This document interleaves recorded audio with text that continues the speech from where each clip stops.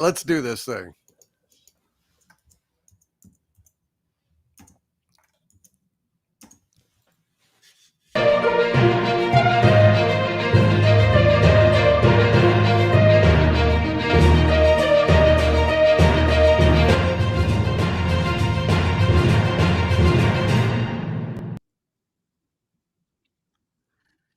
We are live on Pop Culture Breakdown. Welcome, everyone. Welcome to the show. I am Dictor Van Doomcock, the future ruler of Earth. And, man, we got a lot of things to talk about today. Almost none of them really good. I mean, you know, I would say that the best thing that we have to talk about today, well,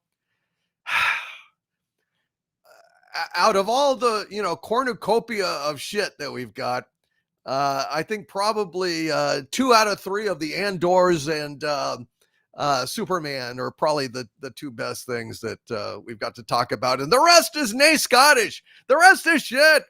The rest is, oh, fuck me. Fuck me. God dang it. I got depressed today, ladies and gentlemen. I got depressed today. After the Superman trailer. And then, like, to make myself feel better, I said, I know, let's go watch Doctor Who. You should have known better, DC. You should have known better. I had to do it because I put it off. Although I already knew what happened in the episode, and I did an extremely fucking angry channel member video about it. Oh, my God. It was the closest I've come in a long time to just pure profane, just ranting. I mean, I just kept saying, fuck me over and over again. And that was not an invitation. That was like just a finding of fact, as we'd say in law. Like, I have been fucked.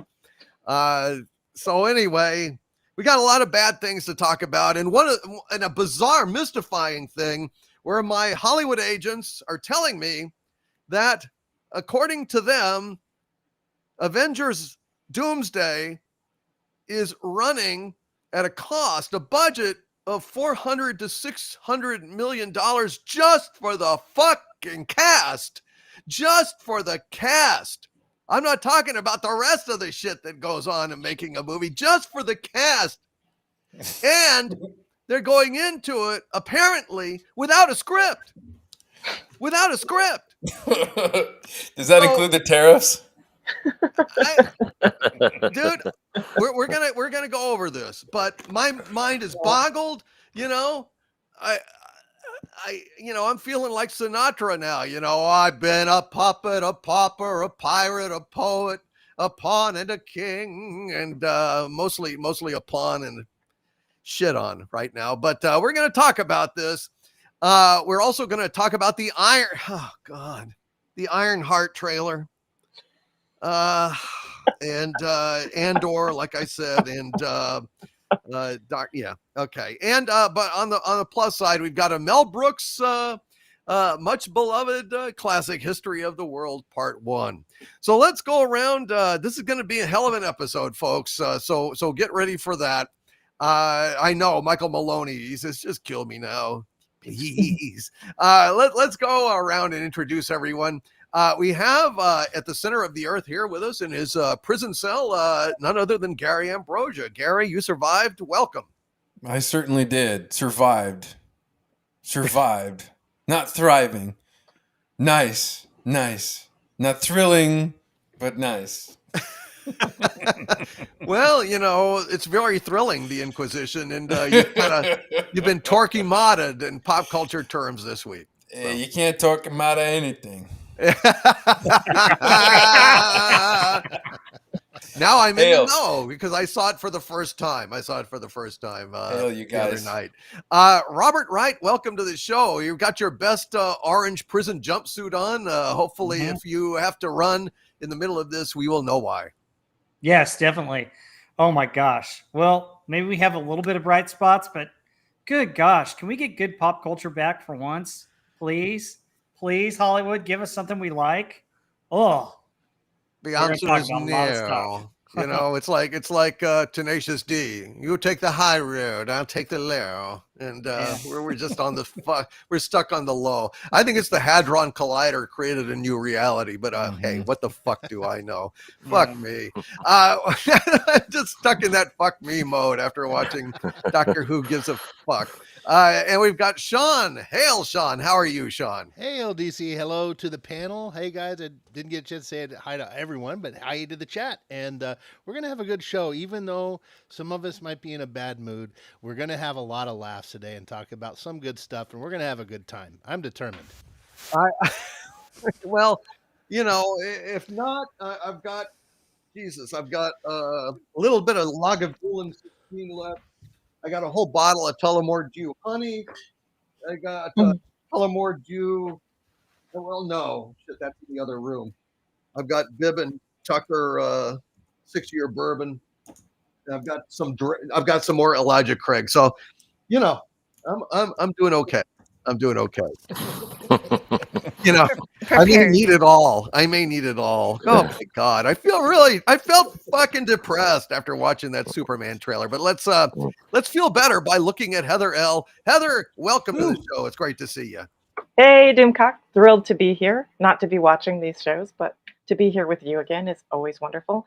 And hail to the panel in the chat.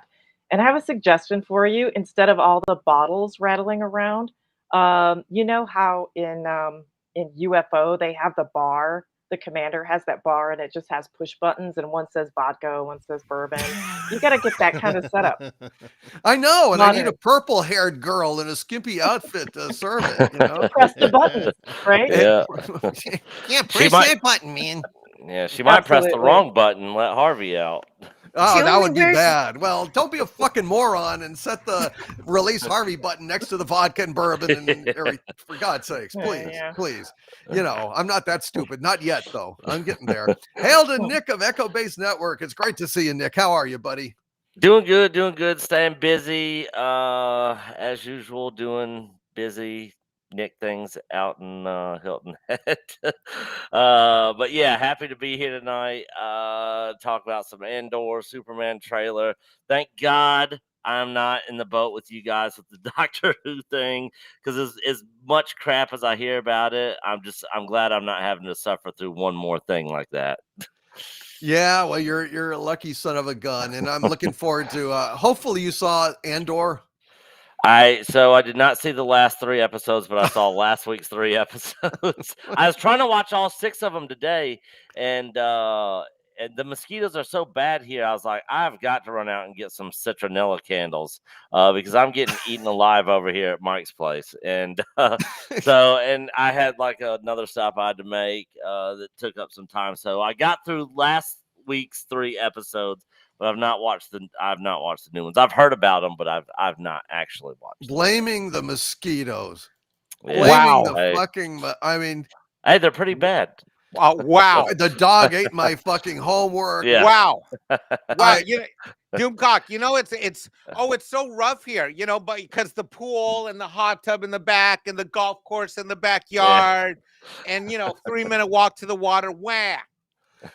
Yeah, I don't know, man. But let's introduce Mexican Iron Man as well. Mike, it's great to see you, buddy. How are you doing? Well, I'm completely caught up with Doctor Who. Yeah, me too. Yeah. We're gonna talk about that. I think I'm gonna join you in being a senior advisor since Nelson isn't here tonight. I'll be pinch hitting here. But thank you. I'll save it for the show. Thanks for having me. Let's go. All right, let's go. Vámonos. And we have as a special guest, Tom S. Reardon. Tom, it's great to see you. Welcome back to the show. You look good.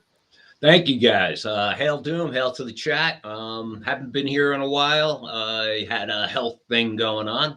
Dumped 30 pounds. So thank you, thyroid. Yeah. Yeah. Just get really, really sick. You know, that's the key to the diet, is to get really, really sick. I'm excited to talk about Doctor Who. Speaking of getting really, really sick, let's watch some Doctor Who. And I actually made notes, and I've been relocated. I have house guests. So I got relocated out of my lair into my wife's lair. So that's the change of scenery. I appreciate you guys having me on. Let's have some fun. All right, sounds good, Tom. And we have our own anti-derivative Jill here tonight. Jill, it's great to see you. Welcome to the show. Hello. Yes, I wanted to say Lieutenant Ellis from UFO only wears the purple wig on the moon, but she's just as beautiful on Earth, and I'm happy to be here today and to talk about this stuff. I actually watched the Doctor Who for today. I'm on the 10th Doctor. I'm all the way back at season 4, and every time I put it on, it makes me giggle, makes me so happy. There was nothing funny in this one, but let's get to what we're Well, there was doing. something funny in it, Jill. Funny as in something, something funny is going on around here, but well, maybe revolting. Exactly. All right. Well, you know what? Let's talk about one of the brighter spots of this week's show. Let's get to the breakdown.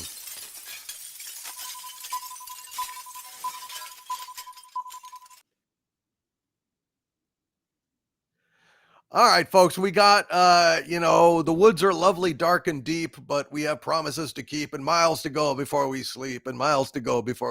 So we're going to have an accelerated review of this stuff. I actually did grab these screenshots, though. So let me go ahead and share the screen with you and talk about the third Superman trailer. So I did a full review of this earlier today. And I was very unhappy, folks. I hated this. I hated to do this, but I just watched it and I just felt empty. I don't know what the fuck to say about this. And then I realized, you know what? Let's draw an analogy. To me, it felt like getting socks for Christmas from grandma. That's what it felt like. It's not like the socks are horrible, but the socks are not what you're really hoping for on Christmas. And this is better. It's definitely better than the other two trailers. I will say that. I mean, there is that. Look, Superman's smiling, for fuck's sake. That's that's nice. That's nice. And she's interviewing him at the start of it as Superman. Yeah, he's giving her a Superman interview. And then she talks about all this shit, getting in trouble with the government for, starting going overseas and fighting in a foreign war and causing an international incident because everyone thinks that you're an American. And now everybody on social media is like, fuck Superman and throwing shit at him. And the Pentagon is, giving him shit. And he says, well, they're not really giving me shit. And she says, yes, they're giving you shit for, going over here and, fighting this foreign war. And he says, well, I had to, help these people. These people were gonna be butchered. It's like, well, Uncle Sam doesn't give a shit. We're marching you in. And, and he's like, is this supposed to be a summer movie? Is this movie supposed to be fun? Well, that's me at this point. He didn't have that line. I'm just paraphrasing, but she's fucking hitting him with all these questions. I mean, do you think you can just go and go over there and represent yourself in these things? And and then we get to another shot of Superman having his face driven into the concrete. Luther sneers and goes mohaha, and then he says people were going to die, and it's like, well, that's not good enough these days. I don't know, guys. This and okay, so so it has more action for sure, this trailer, although it's not the kind of action, there's Superman getting his ass kicked again. What are you guys thinking about this?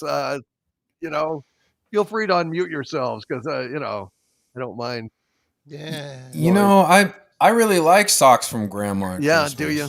Well, we like them now that we're older, but when we were kids, were we well, that I excited? mean, right. Well, I look, he's being helped up by a random dude on the street. At least the one's not throwing shit at him. Yeah. My biggest problem with this Doom was, he was arguing with with Lois Lane in the interview, like he's so defensive, and it seemed very weak. Yeah, you know what I mean. And he's in his plain clothes, and he's 4 feet away from her. Can she not tell that that's Clark Kent? Oh well, I think she strange. knows he is. Like- I mean, I think that's what's giving it away. I think that they're together at this point in this movie. So they're already showing that she knows who I he think is, so. or she will know who he is. Like, I mean, and if it's it probably, if they're showing it in the trailer, it's probably not going to be far off. Exactly. The movie yeah. Right. Waste. Yeah. This whole like defensive thing where he's standing there kind of yelling at her, you know, like these people were going to die. You know what, dude? You're Superman. You don't have to do this. You know, if you're a man of strength and a man of, you know, I don't conviction, know, what's the term? dude. Yeah, like, you know, his body language was very weak. You know, I don't know. It was just kind of like, who is this guy? We've watched him get his ass kicked in a couple of trailers. We've watched him bloody. You know, I like the dog, but the dog's CGI, so I'm like, you know, it doesn't work for me. I don't know, man. I don't know. Lex Luthor looks interesting, but you know, this argument between him and Lane, it's like, I don't know. You know, it's really hard to beat that charm that Christopher Reeve had when he was sitting talking to Lois Lane. Yeah, for sure. You know, that was a perfect interview, and the things that he was expressing, and you know, the way he was coming off was it was very role model. It was very much the presence, like you're saying, a man of conviction, like a role model for people. Because I can understand Superman going through, you know, his sort of, you know, questioning of, well, you know, is it not right for me to do this? And he can have that argument with his parents. Mm-hmm. You know what I mean? But he can't, at this point, have that argument with Lois Lane. No. You know, she can argue with him, but he has to stand, you know, strong and just say, well, that's, you know, that it was the right thing to do, so that's why I did it. Right, but I mean, I think what it is that, you know, he's taking obviously a lot of shit from, you know, social media. He's taking a lot of shit from the fucking government. That I think from what's happening here is they send some, like, you know, super villain enforcer or somebody into his fortress. I think Lex Luthor invades his fortress or something with this, you know, nanotech broad. And you know, they chop up the robots, and Crypto like slams her in the face, which I thought was pretty good. And you know, and he's just, I think he snaps because he's upset. He's pissed off. You know, he's taken a lot of shit, and he felt like he did the right thing. But I don't even know what this is. What is this? Catman? I don't know.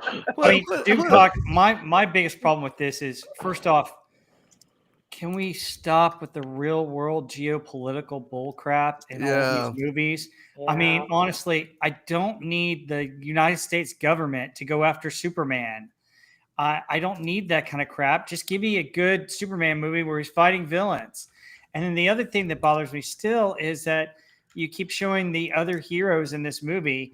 I mean, I'm happy if there are Easter eggs at the end or something like that, but this is Superman, and you're establishing a new set of characters here. He needs his own movie. He's his own person. The other thing, you know, I do agree with Gary. I mean, he's got to be more stoic than that. He can't just, if he's going to take crap from everybody, you're turning him into, you know, a regular person. Then he's no longer super, you know? Right. Yeah. 100%, man. It's, but I mean, the design here and on, you know, the goth, like Twinkie, right?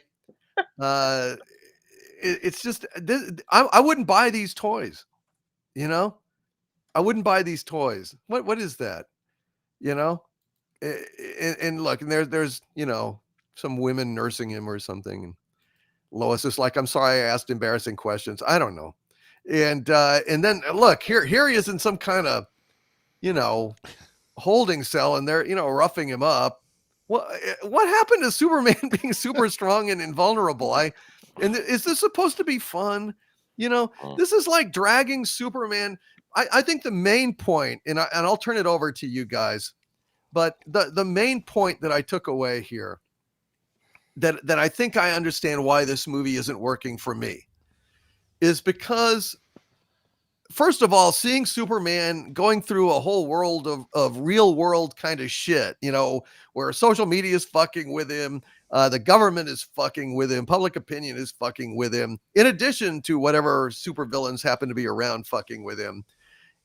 That ain't a summer movie chock full of fun for me. And it's dragging Superman down to earth when really we kind of need him to soar at this point, Mhm. and okay, so this is good. I mean, there's some good action in it. Guy Gardner there, Green Lantern, doing shit. That's pretty good.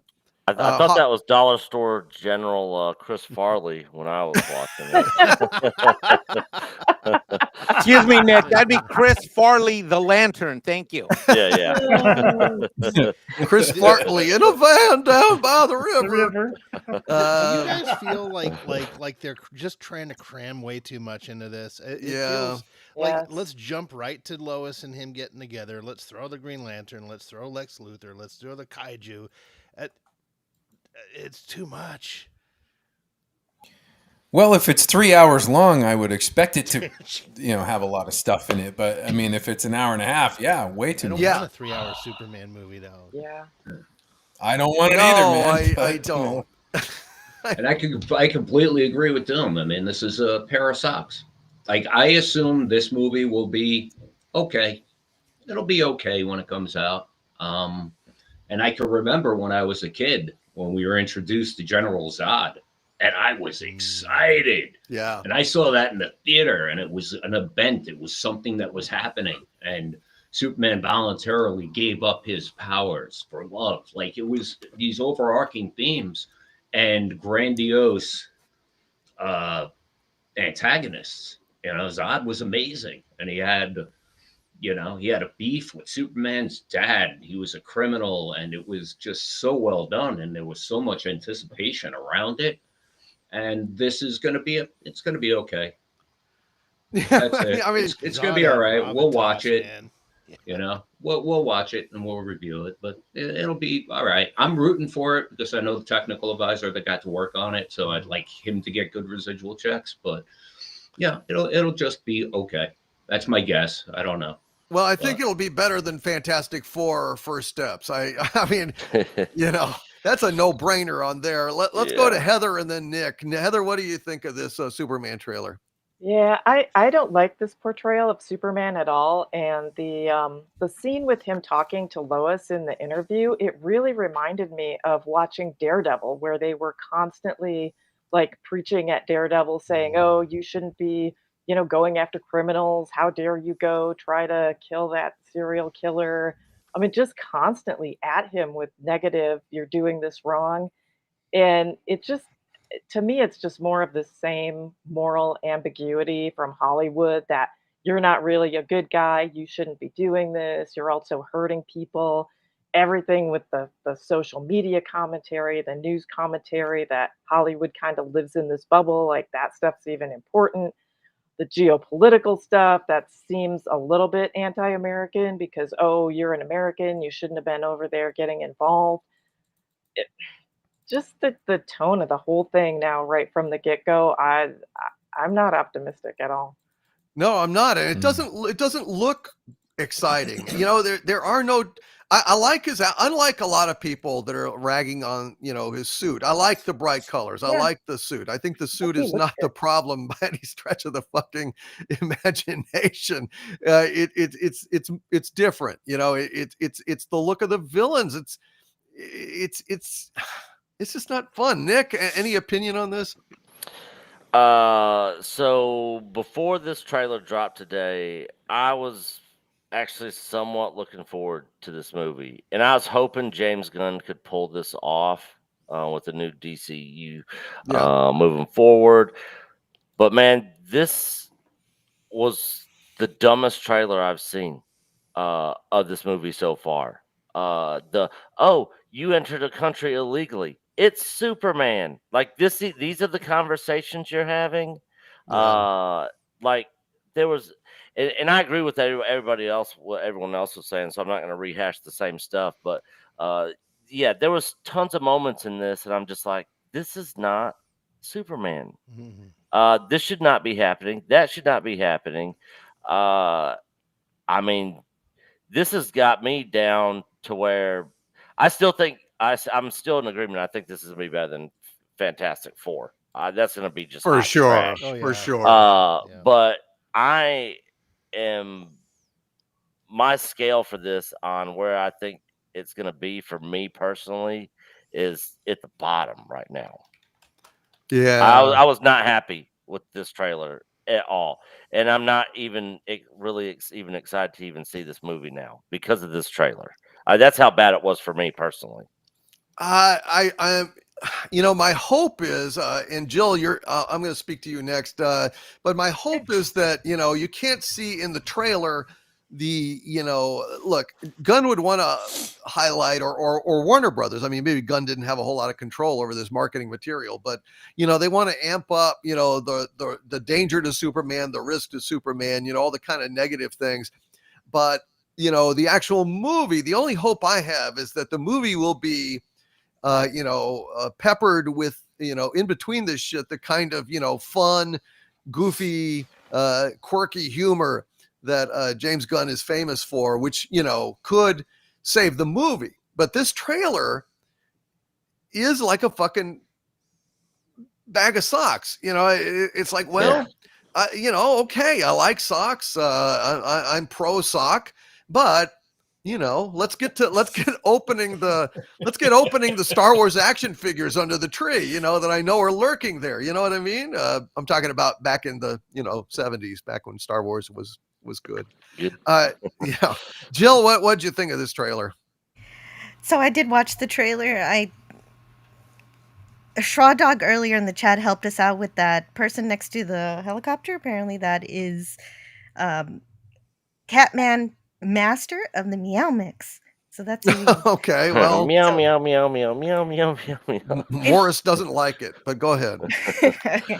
And anytime you have a story, it's good to have conflicts, but it just seems like everything is a struggle for Superman. He's trying to do the right thing, but the whole world is against him. And so I don't know how that how that's going to play as a fun movie we're looking for. I finally got to see Lois speak. I think I like her, but why does she know his identity? It seems everybody knows all of his secrets, his layers and secret either. Yeah, I know his lair. Is there? Of course, Yeah, everybody can visit. Batman in Batman Returns got schooled by the Penguin. Hey, Batman, don't publish your fucking Batmobile plans in Popular Mechanics, okay? And then he just somehow the fucking Penguin has the Batmobile plans in Batman Returns, which I thought was just atrocious. It's the same thing. It's like, well, how does Lex Luthor find his Fortress of Solitude here? Well, God damn it. Make sure your Fortress of Solitude isn't on the Hollywood, map of fame, for the tourists and shit. Well, and it's Superman too. He built that little thing that lets him find the radar or something. I forget what exactly. The little black box. The little black, yeah, that thing. But don't say that about Miss Tessmacher. And now, North Miss I don't know. Good points, Jill. Mexican Iron Man. What did you think of this trailer, dude? I hated it. Yeah. The more that I've seen from the first image of him putting on his boots to what I've seen now has eroded all sense of optimism that I've had for this movie. Now, that needs to be tempered because I haven't seen really a James Gunn movie or TV show I didn't like. Yeah. However, I do have a couple of causes for concern. I don't like the fact that he keeps splashing everything James Gunn's Superman. Mm-hmm. See, I'm getting the distinct impression, especially with this trailer, that James has decided he's going to take Superman and mold it in his vision of what he thinks he wants and not give us what we need, what America needs, what this planet needs, which is an aspirational, moral, ethic, hopeful hero. Yeah, man. Wow. That's it. That's exactly it. Wow. That's exactly it. That's what I said, Mike. I said he's dragging Superman down to earth, and we need to see him soar right now. And Well funny done. enough, Yeah, there's a lot interestingly of- enough, for all the Snyder haters and all the pro James Gunn people and the pro DC people that are Snyder bro haters, I want to point out a couple things. I find it awfully interesting that Superman and James Gunn DC non-Snyderverse is having political turmoil. Do we not remember in the James Gunn Snyderverse that he had to go to that court or the Senate hearing? Remember that? Jeez. Remember that? Pretty similar storyline. And here's the other thing: the interview, prepping for the interview. I find that really interesting because I watched twice Superman and Lois, and there's a really neat little sequence where in a couple of the episodes he gets interviewed on TV, and that's where him and Lois kind of find out that they're falling in love with each other. So, obviously this is a different angle to that interview, but I'm not seeing any originality here, Doomcock. In fact, I think that bringing other people in like Hal Jordan, Mr. Terrific, and all that, I think it's weak.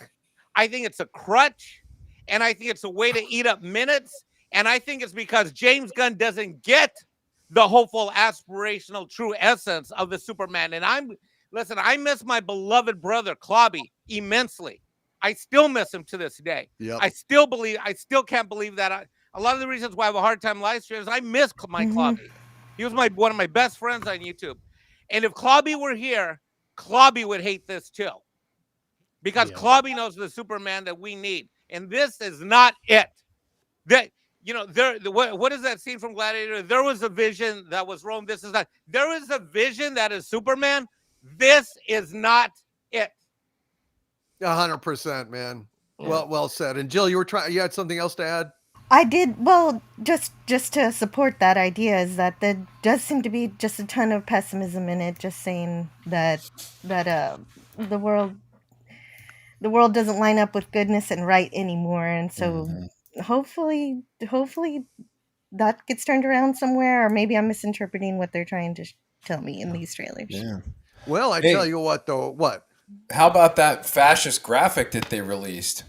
Oh yeah, I know that thing where I responded about, yes, do not, That's terrible. If you don't like it, just be silent, fall into line. I don't know who did that, but I responded to it. But the guy that I responded to was very reasonable, and so I quickly made peace with him. He just didn't. He says, yeah, I can see how that would be taken. He didn't make the graphic. He just had reposted it.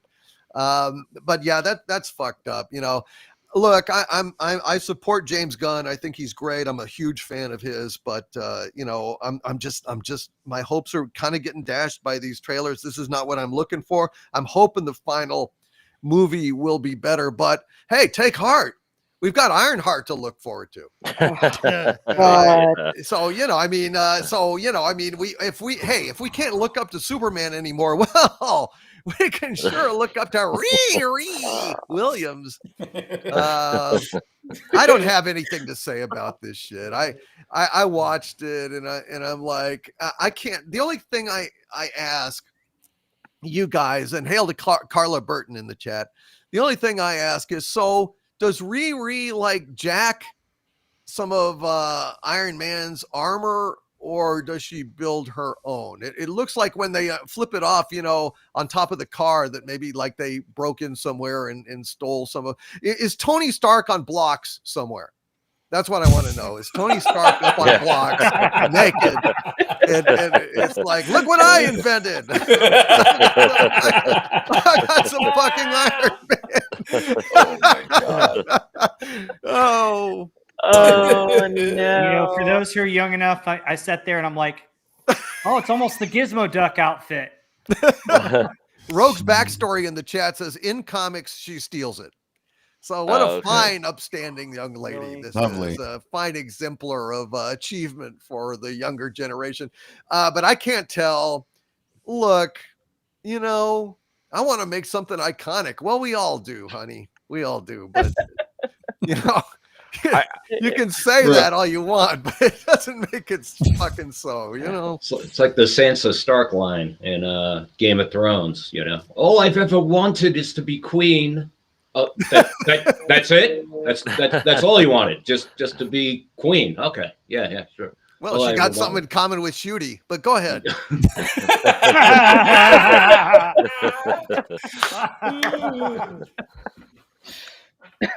I'm sorry. I'm just so fed up with this shit. I Yeah. can't. I'm actually okay if this movie sucks. You know why?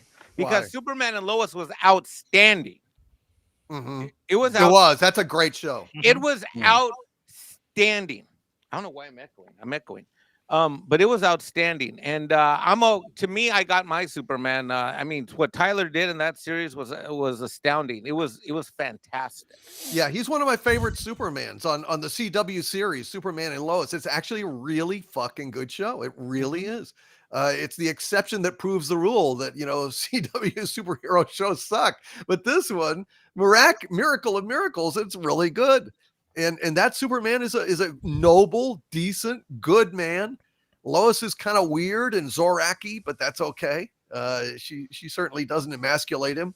It's a wholesome, positive family show, and But let's get back to Ironheart. So, what do y'all think? Let's just go around real quick because we're beating a horse that never even was alive. It was never a live horse that we're beating. It's a dead horse-like structure. I don't know, Gary. What'd you think of Riri Williams? Well, let's see. Iron Weave has been on the shelf for what, 2 years? Iron Weave has been on the shelf for 2 years. It's been on the shelf for something like 2 years. They were going to make it into a series. Then they and now they've crammed it into a movie. So this is a product of 3-4 years ago. Yeah. Yeah, you're right. Really, I love it. Again, I want something iconic. Literally rips it off. It was trashy and cheap. The trailer, and it really is. Nobody asked for this. No, it should have gone the way of Batgirl. Throw it on the 100%. shelf. Keep it on the shelf. Really, we don't need it. I agree. Maybe instead of iconic, she just misspoke and meant ironic. What do you think of that? Like Alanis Morissette. No, this once again, it's taking an established superhero and just changing it to an opposite person to fit their woke agenda, and it just enough. Can you just shelf it? We don't want to watch that. Yeah. If you come up with an original superhero that maybe makes some kind of different suit or does something different, then give us something creative, not copying something we've already got and just changing the character into whatever you want for your social political agenda. Again, I'm so sick of this agenda. Get this out of my entertainment. Give me something good, something fun, something where I don't have to worry about all the crap that's going on in the world anyway. That's what we want. That's called entertainment. It's escapism. That's what it's always been. Well, I don't know. Sean, anything to add on this? Like Gary was saying, this thing's been on the shelf for a while collecting dust, and they have been afraid to release it. And there's only one reason that they haven't just canned this thing is because it checks too many boxes for them. They are afraid to not release this. The outrage would tear them down. So they're like, okay, let's just get it out there. Because if it was a different character, they wouldn't put it out. Probably not. That's the only reason they're doing it, and it's just they're cowards. They're just cowards. I agree. And I'm going to love making fun of it. Well, are we going to watch this fucking thing? Oh, no, please. I'm sure you're going to make me watch the it. heck we aren't. I just have to watch the first episode. I volunteer to watch all of it for this channel. Oh, you sick Oh, fuck. God. What? All right. Ironheart. No, we just dug anymore. I've got a legal grievance. I have a legal grievance. My agent and attorney and I are suing Marvel because if this chick can get a Marvel series, Mexican Iron Man should be getting his show too. That's right. He should. 100%. I want to ask Heather L. So regarding Ironheart, do you now have a role model, and do you want to be Riri Williams when you grow up? No, I'm like the original Ironheart. I came even before Jennifer Lawrence, so she's just a Wow. bad copy of what I've already been. Oh, So, shit. but Wow. So Jennifer Lawrence is responsible for everything, and you're responsible for Jennifer I'm like Lawrence. I'm the Therefore, proto Jennifer Lawrence, really. holy shit. Yeah. Wow. Are you impressed now? Pretty I'm cool. kind of scared. I'm kind of intimidated. But what'd you think of this Ironheart shit? Well, I had to write down the response to her saying she wanted to do something iconic because it was so awful. The guy said anyone who's accomplished anything iconic has to do some questionable things to get it done. Okay, no, you Yeah. don't. Like again, with the there is no good or bad, there is no wrong or right, the all the moral ambiguity. It's just awful. Like every superhero, you can't just be a good guy. Of course, she'd have to steal the suit, and because she never got recognized for her true accomplishments, so she probably was forced to become a criminal, of course, right? Because there is no good or bad. This trailer was like, how much propaganda and woke messaging can you fit into 2 minutes? And yeah, for Disney, a lot, because that was all it was. I mean, this looks way worse even than Shooty Gatwa and that whole mess. This looks terrible. It does look bad. Nick, anything to add? I mean, personally, I liked it better when it was just Iron Man. You know. I mean, Disney continues destroying Marvel. This looks absolutely awful. Complete downgrade from anything in the MCU. And I doubt very many people are going to watch this dribble. It is complete trash. And the other thing is, the only thing I'm curious to find out in this is Disney going to have a woman of color stealing and being successful by theft? Yep. You know, Already done. that's what I want to. That's what I'm wanting to find out. I don't care anything else about it other than is Disney going to go that route? With their checkbox lady over there, So Well, she I was don't know. forced to, right? They basically implied she's forced to do these questionable things because none of the white men at MIT would give her any respect for being the smartest person there, right? Yeah, That's yeah. that's So the crux. so you go out and steal. Yeah, there's nothing wrong with that, right? If Yeah, you're just taking what was yours. Hey, yeah. what part of bestest ever do you not understand? See? That's what it is. I think this might be the worst rated and the least watched Disney thing ever of all time. I think it's going to be that bad. Well, let's hope. Let's hope that it Yeah. teaches them. Well, they can't learn. And after this, we'll never hear or see a Riri in Ironheart ever again, ever. Yeah. Well, have you guys She seen will go the way of comments in the trailer? Eternals. Which were not so eternal as it turns out. It's really Yeah. damn this thing. Ironic, or is it iconic? Gosh, I'm getting it confused. Tom, what do you think about this? The only reason I had even known that Ironheart existed was they commissioned a J. Scott Campbell cover, and I know that it was collectible with the books. I didn't even know they were making this, to be honest, and I have to wonder if this has a lot to do with Snow White. That they're taking these massive hits. Is it that you can't claim the loss? You can't claim the loss for taxes unless you release it. This is something that no one wants. So quietly release it and be done with it. And then you can write off the loss, quietly, because nobody even knows this. Nobody knows this character. Nobody knows that very few people are following this to the extent that they even know what's coming out. So quietly release it and then stick it on streaming and get your tax cut up. Yeah, no, I wish they had done that. It would have, been better for you. It's better for me. It's better for them. But they refuse to do it. Yeah, I think that's what they're in the process of doing, is just quietly releasing it. Therefore, it's released, and they can take the loss and write off what they can write off and move on to the next thing. I agree. Jill, anything to add to this? That seems to be the way of streaming services, is that they just want to fill up their library with tons and tons of content. Look at all the things we have, rather than actually put any good effort into into any kind of unique story.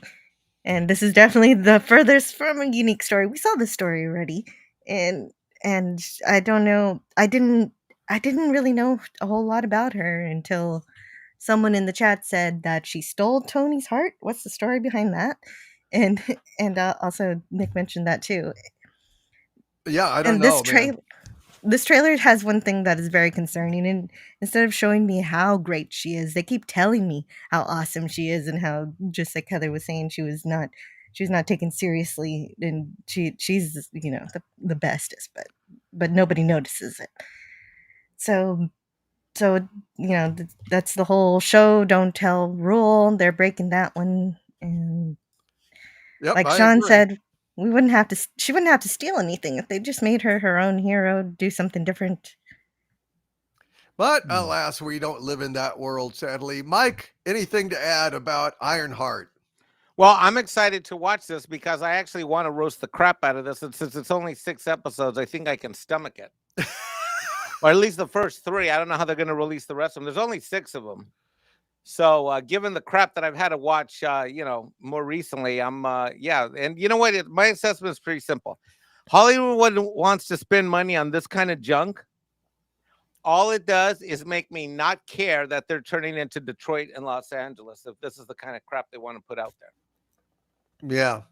Yeah. It's I think we're going to see some new lows for, the MCU and Disney Plus, and that's saying a lot. But here's a new low, folks. Yeah. Let's go ahead and if you want to figure out how low can you go, well, Doctor Who, ladies and gentlemen, this is the latest episode of Doctor Who, and I even forget what the name of the damn thing was. I don't care. It's basically like, Shaft goes to Africa, only it's Doctor Who. And look, I'm not even gonna, what there is of the plot is utterly pointless. I'm just gonna home in real quick and do my rant, and then I'm just gonna turn it over to you guys. The plot is inconsequential. He finds himself in a fucking barber shop in Nigeria, I think it is. He goes in there, and apparently this barber shop now has been co-opted, and it exists both on Earth and in some other dimension on the back of a giant spider. Don't ask me, I don't know. But here's the thing. This is a very interesting episode because as you can see, there are no white people whatsoever in this Heck episode. no. Not one white person at all. Now well, you can do that, except for this, folks. Except for this. I've really got to stress this point, because if you had a show like this that pointedly did not have a single person of color of any kind in it, what would that be called, Mike? Would that be called racist? Yes, it would be called racist, and it would be, but it's not racist if you don't have any white people. It's forward thinking or something. But the real problem here, folks, the real problem here is that he says, ever since I became a person of color, in some parts of the earth, I'm now treated differently. But he goes to a barber shop in Nigeria. And what does he say? This is maybe the single worst fucking moment in the history of Doctor Who. And I'm not just hyperbole, and I'll explain why in a minute. I'm probably going to get a little upset here. Look at what he says. But here in Africa, in that barber shop, I'm accepted. Yep. I'm accepted in Africa in a barber shop. How long has this motherfucker been a person of color? How long has this motherfucker been a person of 4 color? milliseconds from a Doctor Intergalactic Timeline? Yeah. At best. Woke up one morning and he was a person of color. This is a person a entity that has lived somewhere. It's foggy on how long he's alive, but somewhere between 900 years and 2,000 years is the generally accepted lifespan of the fucking Doctor. And you're telling me that the Doctor, who is a galaxy-spanning alien that has lived countless lifetimes, 2,000 years old potentially, at least 900, has never felt accepted except in a barbershop in Africa. And why is that? Why is that? I guess what they're saying is that if you want to feel accepted, if you're a person of color, you need to go somewhere free of white people. I mean, this is sick. This is a sick, racist, fucking piece of shit show. But even worse, the thing that really, really, really fucking pisses me off is the lack of fucking imagination here. That a hack could be so dedicated to spreading a pointed, very Earth-centric message that you would blind yourself to the true nature of this character in this esteemed franchise for 50 fucking years. This guy has been around, and to go ahead and like scrap all that and make this stupid statement just to get some virtue signal points in a racist episode is disgusting. It is fucking disgusting. It is one of the worst fucking pieces of shit I've ever seen on Doctor Who. With Jodie Whittaker, with any of them. This is the fucking bottom of the barrel. I mean, the lack of imagination. You've lived for 2,000 years and you're telling me that you've been a person of color for a fucking year, maybe a few months, really. Fuck. This is absolutely fucking pathetic. Mike, what do you think of this shit? Because this is unfucking believable. This is unscripted. Nick comes back from running errands, and he knows that I had just seen Doctor Who. And Nick said, "How was the episode of Doctor Who?" Nick, what did I say? Was he not there? Maybe he's not there. Oh, shit. That would have been a perfect cue. But I said to Nick that of all the Doctor Who episodes I've seen, which have been voluminous over all the years, I said this was the worst episode I'd ever seen. In fact, after I saw it, I sent you an email, Doomcock, saying it was the worst one that I ever saw. Yep. And there's 4 things I want to highlight. You just picked the first one, which I found as offensive as you did. The irony of this is that here he is with this British accent, but then he goes to this barbershop in Africa, and guess what? They all have African accents. That is how dumb these producers are. That would be like taking Mexican Iron Man the way I speak and dropping me in, I don't know, Dominican Republic. You know, like we're me like, you know, Doomcock, I didn't feel anywhere comfortable except this one strip club in the Dominican Republic by the beach. And they're all speaking Spanish, and I'm talking English like this. You know what I mean? Yeah. I mean, it's just silly. Although Mexican Iron Man would speak the international language of love. I digress. Yeah. Anyway, the second thing I had a problem with was the endless exposition of crappy talk. Doomcock. Like, there was just nothing but exposition talk here. It was just freaking awful. Yeah. Number 3, the other thing I found pretty offensive was just the sheer racism of the fact that they took a black guy and put him in a barber shop in Africa. I mean, but that's the only place he feels accepted. I can just imagine them. Okay, what should we do? I know. We're going to make him feel comfortable. Where would a black person feel comfortable? I know. Let's put him in a barber shop. Oh, yes. Oh, yes. Yes, Queen.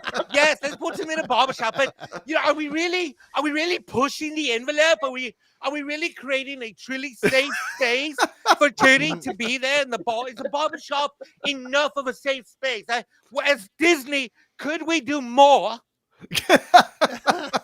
You know, because I'm British, so I'm not going to have my bracelet, right? Yeah. Could we do more? Well, I think we could. What can we do? I know. Let's put him in a barbershop in Africa so he can be with his people. Oh, my God. That's brilliant, Queen. Brilliant. Oh, my. Judy, are you on board with this? Slay, Queen. Let's go. Woo. Let's go to Africa. Let's get in the phone booth. Woo. Let's squirrel. That's the third thing I found offensive. The fourth thing I found offensive had to do with the fact that in order to I can't believe I'm saying this. I cannot believe I'm reviewing Doctor Who on the great Doomcock channel, and I'm about to say what I'm about to say about a Doom. The whole way that the intergalactic spider interdimensional vortex thingamajigger was powered was by them growing out their afros. Because by growing out the afros, that then put them back in the barber chair. And people, you haven't seen this. I know you haven't seen it, but I swear this is what happens. So each black person has to grow out their afro, sit back in the chair, get a haircut as they're telling a story. And the haircut with the afro, with the storytelling, powers the giant spider beast interdimensional vortex thingy. Yeah, it's true. It's true. It's true. And it's like, what the fuck? You know, remember when Doctor Who was inspirational, Doomcock? Yeah, I remember when it was more science fiction than utter like stuff about when gods we would watch and old other doctors and we go like, wow, that's really fascinating. I imagine if this could happen in space or time or this or that, or did we have a lot of money? No, right? We got episodes that were like, duct taped together. But you know what? You know what? Every one of those episodes by the other doctors, the real doctors, made you think about either humanity, science fiction, the human condition, something. All I thought about today is, why is the afro with the barbershop in the Africa powering the giant spider? Yeah, I know. And I still am not clear on how they, blew the spider's ass up at the end. They blow the spider's ass up, and I'm not sure how that transpires. I can explain it, but it's not worth it. I was actually trying to talk earlier while I was responding to email, and I thought I was unmuted. But no, I came in and was like, "How was the episode?" And Mike was literally like, "Worst Doctor Who episode I've ever seen, ever." I was like, wow, really that bad? Worse than all the other crappy ones before this? Yeah. It's really bad. And let's just go around and get everyone's response to this before we go to some super chats. Gary,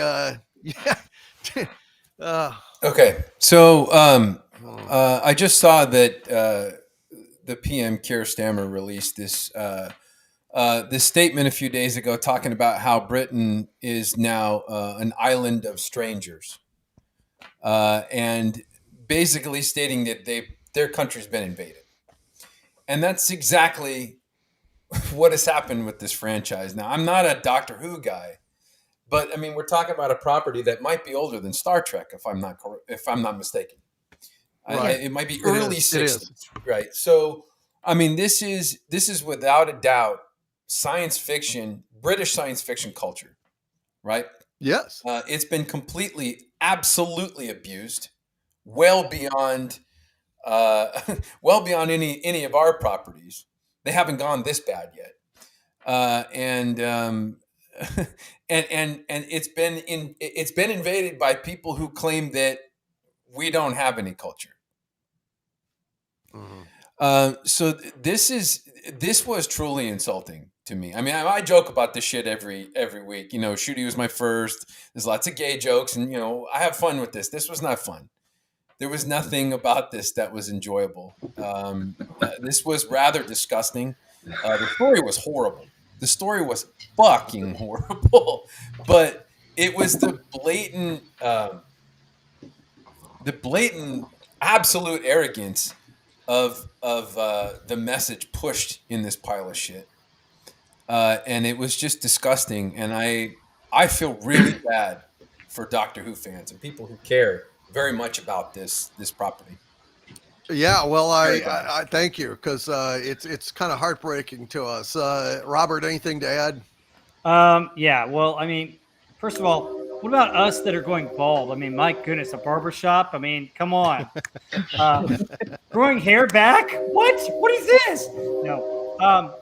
I think the whole story was stupid. To add on to what you guys are talking about, we have yet another god who's trying to be a greater god, and he's built this machine to be able to take over all the stories of the gods.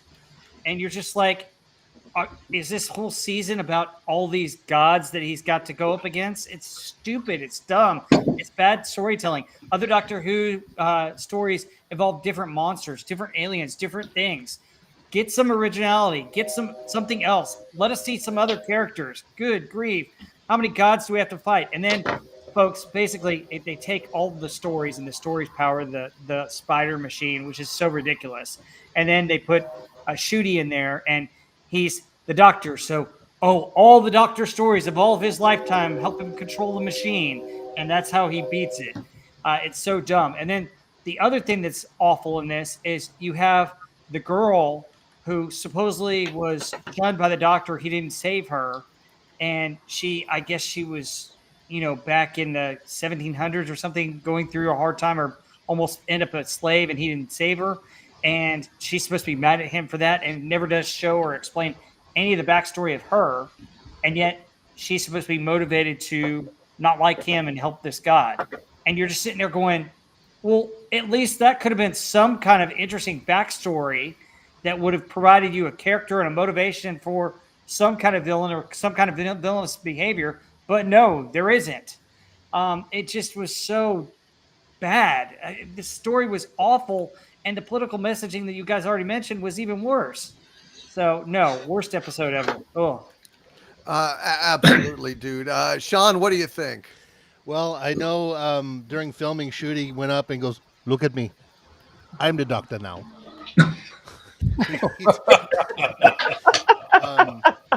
This thing was fucking horrible.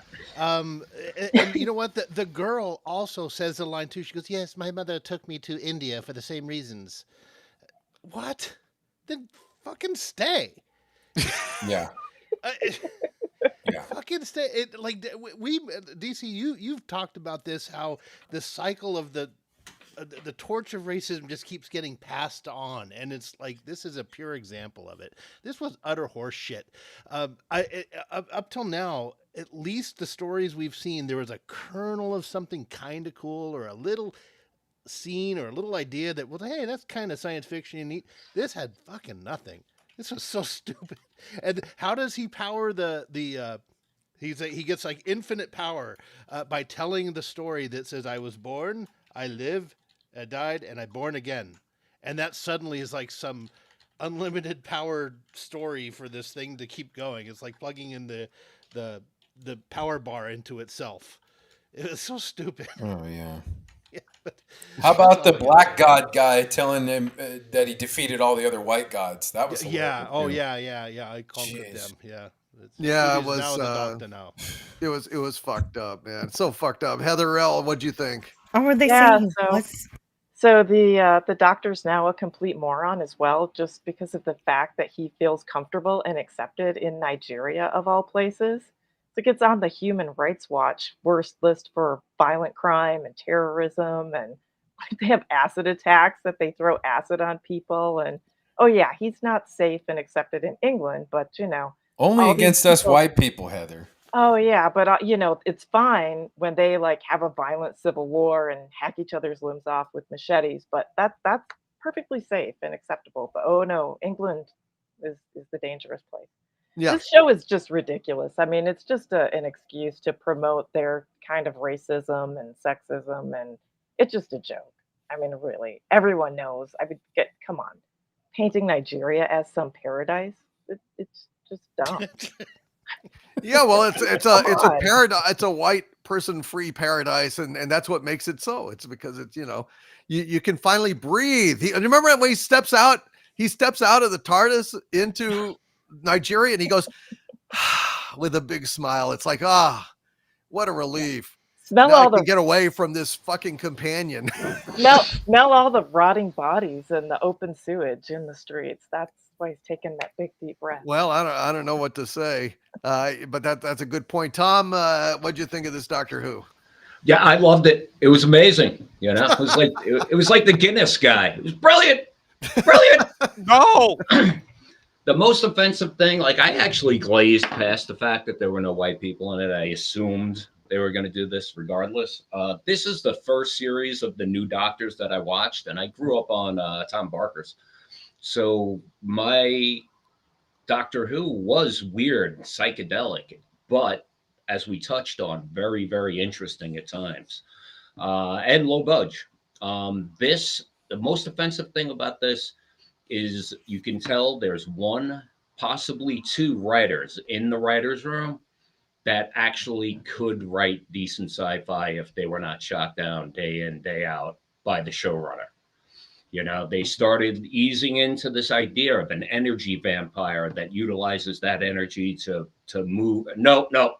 Well, we use that like it had ideas that if followed properly would have actually been a halfway decent, Twilight Zone episode.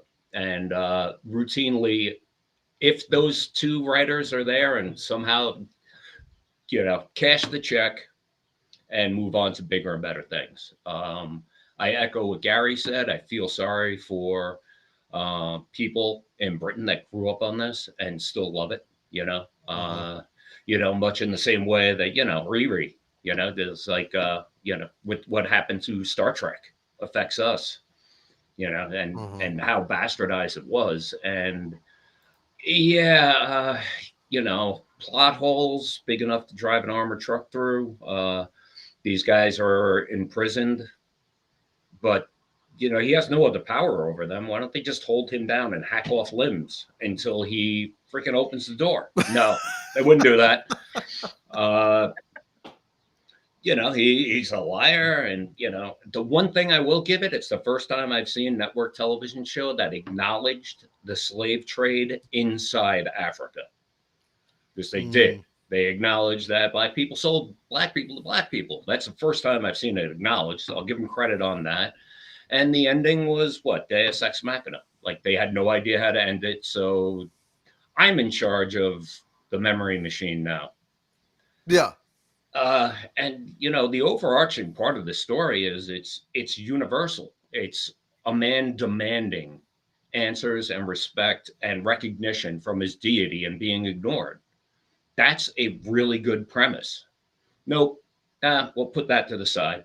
And I'm sure it was pitched because it's got smeared fingerprints of somebody who can write is in that room just cashing a paycheck and having his or her idea shot down. And, this is my first experience with this doctor. So what am I going to say that hasn't been said 1,000? Yeah, it's a train wreck, but it could have been a car wreck. They went straight up train wreck, but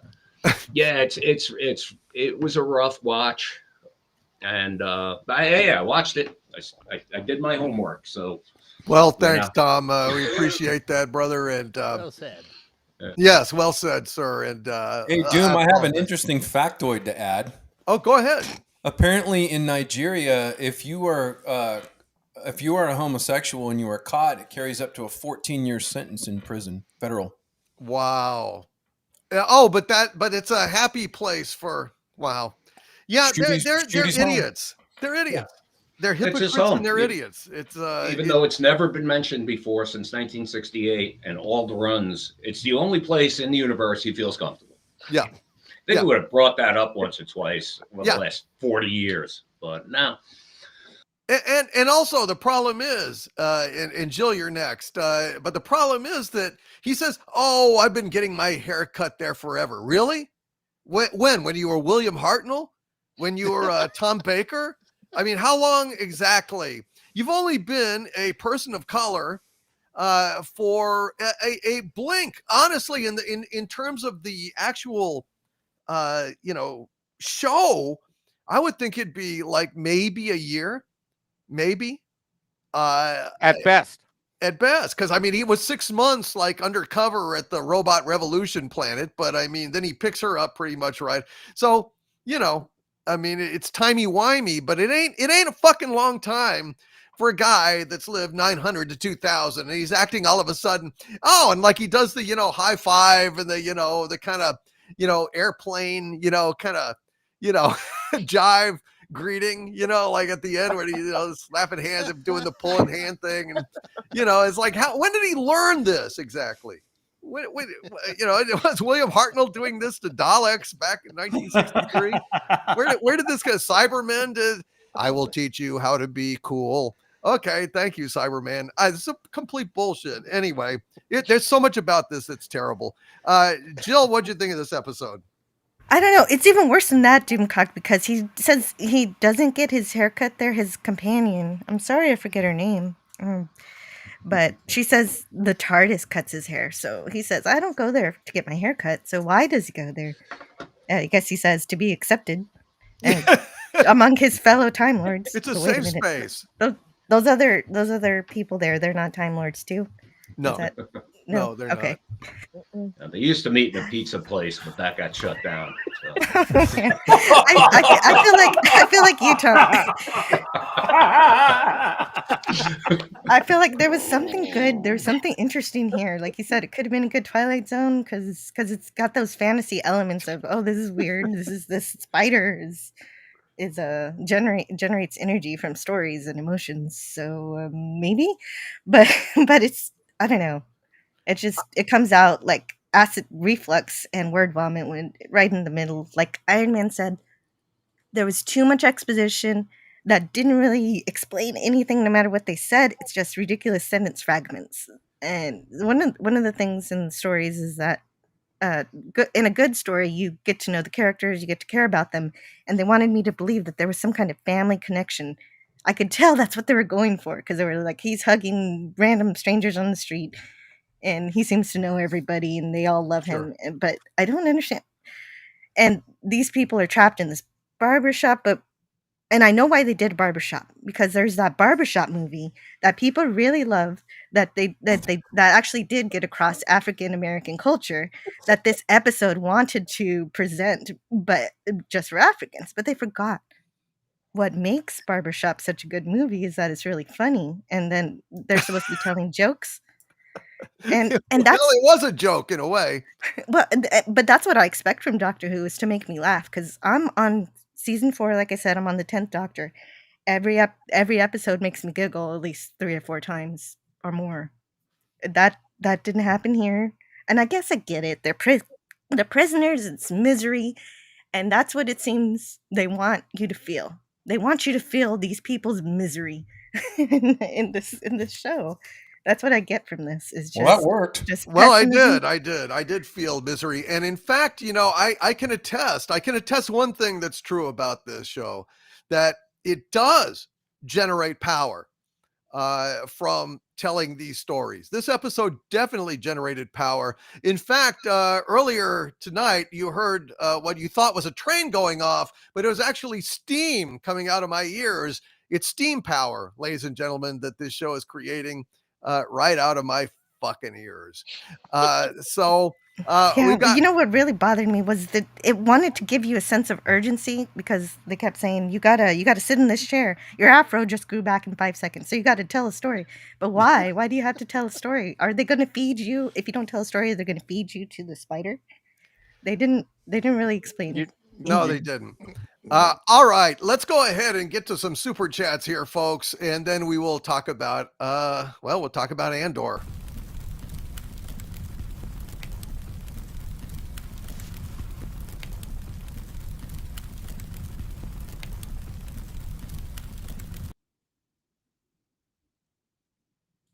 All right, folks, let's get to some of your super chats, and thank you all for your patience. I appreciate that. Let us see. FKHC 2005 with a $2 super chat. Thank you, my friend. Says sing the song. Oh, wait, wrong show.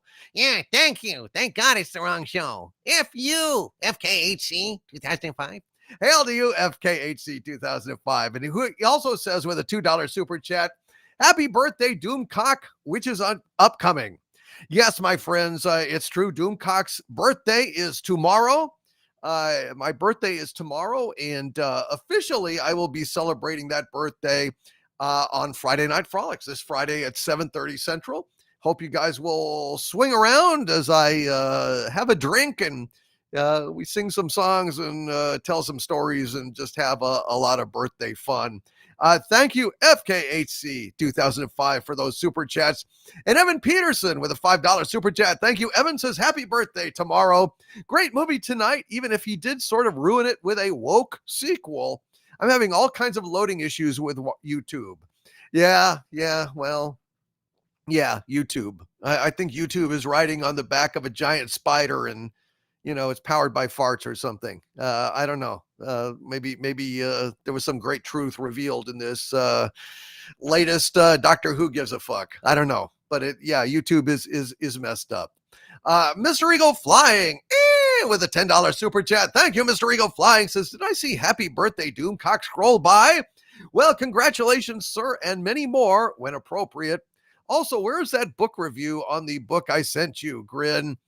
It shall be coming, Mr. Eagle Flying. It shall be coming. God bless you, Mr. Eagle Flying. And like I said, hopefully we'll see you on Friday when I will be officially celebrating my birthday. It only comes around once a year, but it's a happy time. Evan Peterson with a $5 super chat. God bless you, Evan. He says, movie recommendation. In keeping with the spirit of last week's suggestions, I want to suggest similarly themed The Great Race from 1965. Great cast. Yes, the great Leslie and Professor Fate. Got Tony Curtis and Jack Lemmon and Natalie Wood. It's a hell of a fun movie, a Blake Edwards musical. Well, not really a musical. Well, I guess it is kind of. Hail to you, Evan Peterson. We will take that under advisement. The Great Race, ladies and gentlemen. It is a fun movie. And my dear friend Trevin Lane with two $20 super chats in a row. Hail to you, Trevin Lane, and God bless you, brother. It's great to see you. He says, hail DC panel and chat.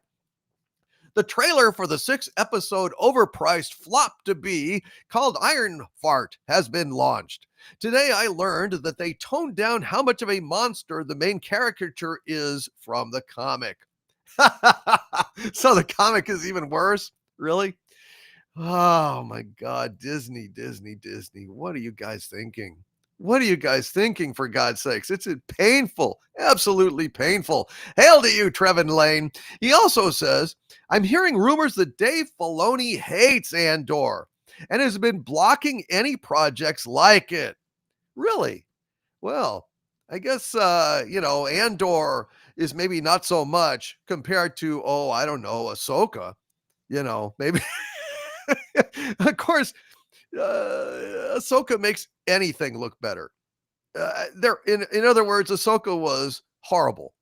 Ahsoka was so fucking awful. I can't even tell you how fucking painful Ahsoka was. All her long, ponderous pauses, all of like Thrawn, wallowing around, with his guts sticking out. And, he's so fucking dickless that he can't even handle Ezra down on the planet of the space rock turtles, for fuck's sake. He's got a whole fucking Star Destroyer up there with a whole bunch of fucking, stormtroopers, and one of them is like a zombie stormtrooper, and he's even got witches up there. He can't even fucking take care of one clown, Ezra. Yeah. Ahsoka is pretty much the bottom of the barrel, and Andor is considerably better than that. I also heard a rumor that Lucas wanted Anakin to off Ahsoka at the end of the Clone Wars, but Filoni talked him out of it. Well, see, once again, we see the wisdom of George Lucas, because if Anakin had offed Ahsoka at the end of the Clone Wars, then we wouldn't have had Ahsoka, would we? We wouldn't have had the fucking space rock fucking turtles. And how's Ezra even hiding down there? It's a barren fucking planet. Hey, guess what? Hey, Star Destroyer gunner, here's a tip. Target the one that doesn't look like a rock. Target the one that's running around there without a fucking rock on his back. How's that? Fucking hell, Ahsoka was bad. There's nothing in my mind worse than being bored. Honestly, being bored is the absolute worst. And for that reason, I hated Solo, for example, worse than I hated The Last Jedi, because The Last Jedi at least kept me engaged with fucking hatred, get me angry. At least I was interested to see what piece of sodomy is coming next. But fuck me, boy, Solo was just like being immortal for 2 hours that turned into 20. I mean, it turned time into a TARDIS, much bigger inside than outside. It's like, for me, it never ended. I'm still in Solo. And I felt the same way with Ahsoka. So Fuck me. Michael Maloney with a $5 super chat. Thank you, Michael Maloney says, is there anything coming worth watching this summer? I tentatively think that Superman will be worth watching. I feel like, you know, at worst it'll be like sock level. It'll be like, well, you know, okay, it was good, you know. I don't think it's gonna suck. I really don't, but I fear its utility may be limited in terms of entertainment. How's that for? Or said another way, if I may, Doomcock, say that we may have an entertaining movie, but we will not have. I'm concerned that we will not have the hopeful movie that this planet needs from the Superman that if ever there was a time, we need him now the most. I agree, and I can tell you right now, Fantastic Four is not going to be worth watching. No. We'll watch it, but it's not going to be worth watching. Y'all agree with that? I think. Oh yeah, totally agree with that. But you know what? The next 2 weeks we've got the Karate Kid movie comes out this weekend, and then Mission Impossible the weekend afterwards.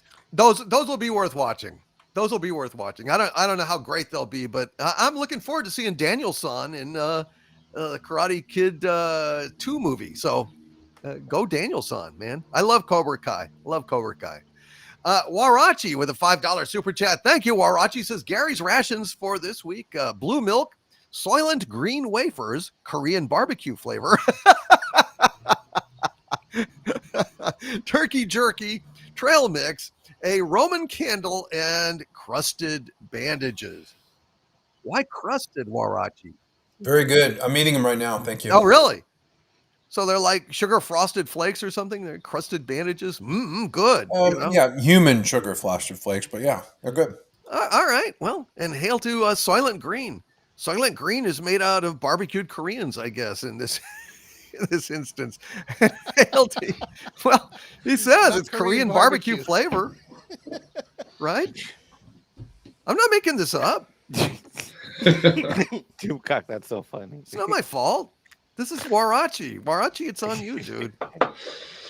Korean flavored Soylent Green. You eat one of those, and then an hour later, you're hungry again. So it's Doomcock. What? I'm just saying. It says, I don't know. Trevin Lane gifted 5 Overlord DVD memberships to this channel. God bless you, Trevin Lane. We appreciate the 5 new members. Guys, just yesterday, I think it was, I released one of the hottest, angriest fucking member videos that I have ever done. It's a channel member exclusive video, demonetized and, yes, uncensored, on YouTube. And boy, it's more about this Shooty Gatwa stuff. And boy, oh boy, oh boy, I was very unhappy. So I think you guys will enjoy that. Hail to all my channel members. Pretty much roughly every week, I put out another one of those for you channel members because we really, really appreciate you. And Scott V with a $5 super chat. Thank you, Scott. He says, hail Doomcock and panel. I wanted to wish you a happy birthday, my lord. Thank you, Scott. And you share a birthday with my son, who will be 30 tomorrow. Andor was good, he says. Hail to you, Scott V. We are going to talk about that here shortly. I think it was good-ish. We're gonna talk about how it wrapped up. I was a little unhappy, but we're gonna talk about it. Michael Maloney with a $5 super chat. Thank you. Michael says there is no there. Yeah. Well, you can pretty much apply that to all of pop culture. I don't know specifically what you were talking about, but it pertains. Hail to you, Michael Maloney. Thank you, sir. And Trevin Lane with a $20 super chat of great generosity. Hail to you, Trevin Lane. He says the new Superman movie looks about average, but a bit bloated. Also, a dental visit with no Novocaine looks more fun than the Fantastic Four movie coming up from Marvel. You mean throwing up from Marvel, Trevin Lane. He says Superman will make bank only because it has no competition. Well, I think you may well be right, Trevin Lane. I think you may well be right there. I can't argue with that. And I want to send a shout out to Casey's Creepy Creations. He sent 5 Overlord DVD memberships to this channel. God bless you, Casey's Creepy Creations. And Mr. House Party 6 also gifted 5 Overlord DVD memberships to this channel, bringing our total today up to 15 new members. Thank you, Mr. House Party 6. Hail, thank you, Casey's Creepy Creations. We very, very much appreciate it. God bless you, my friend. That is, well, it's very generous of you. And Trevin Lane as well. Thank you, my friend. Very much appreciated. SFX F314 Sabertooth Raptor has been a channel member of mine for 11 months at the Doomentide level. Hail to you, SFX. He says, Iron whatever. I am done with Marvel.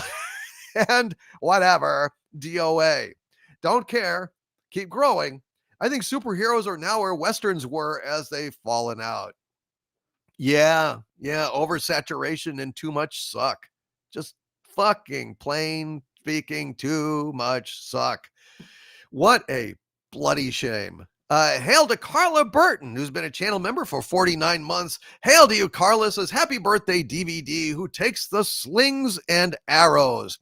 Thank you, Carla Burton, for sending me a gift for my birthday, all the way from New Zealand. And I sent you a explanation about the chocolate thing.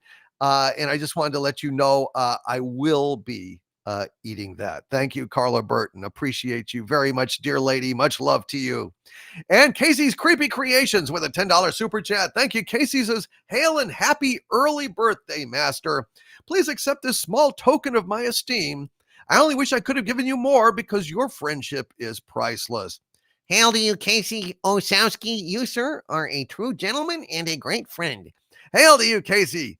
Casey Osowski, ladies and gentlemen, please do go and subscribe to Casey's Creepy Creations. He has been a loyal friend to this channel, to me, to Harvey, to all of us for many, many years now. And he's got his own channel now. Please go and check it out.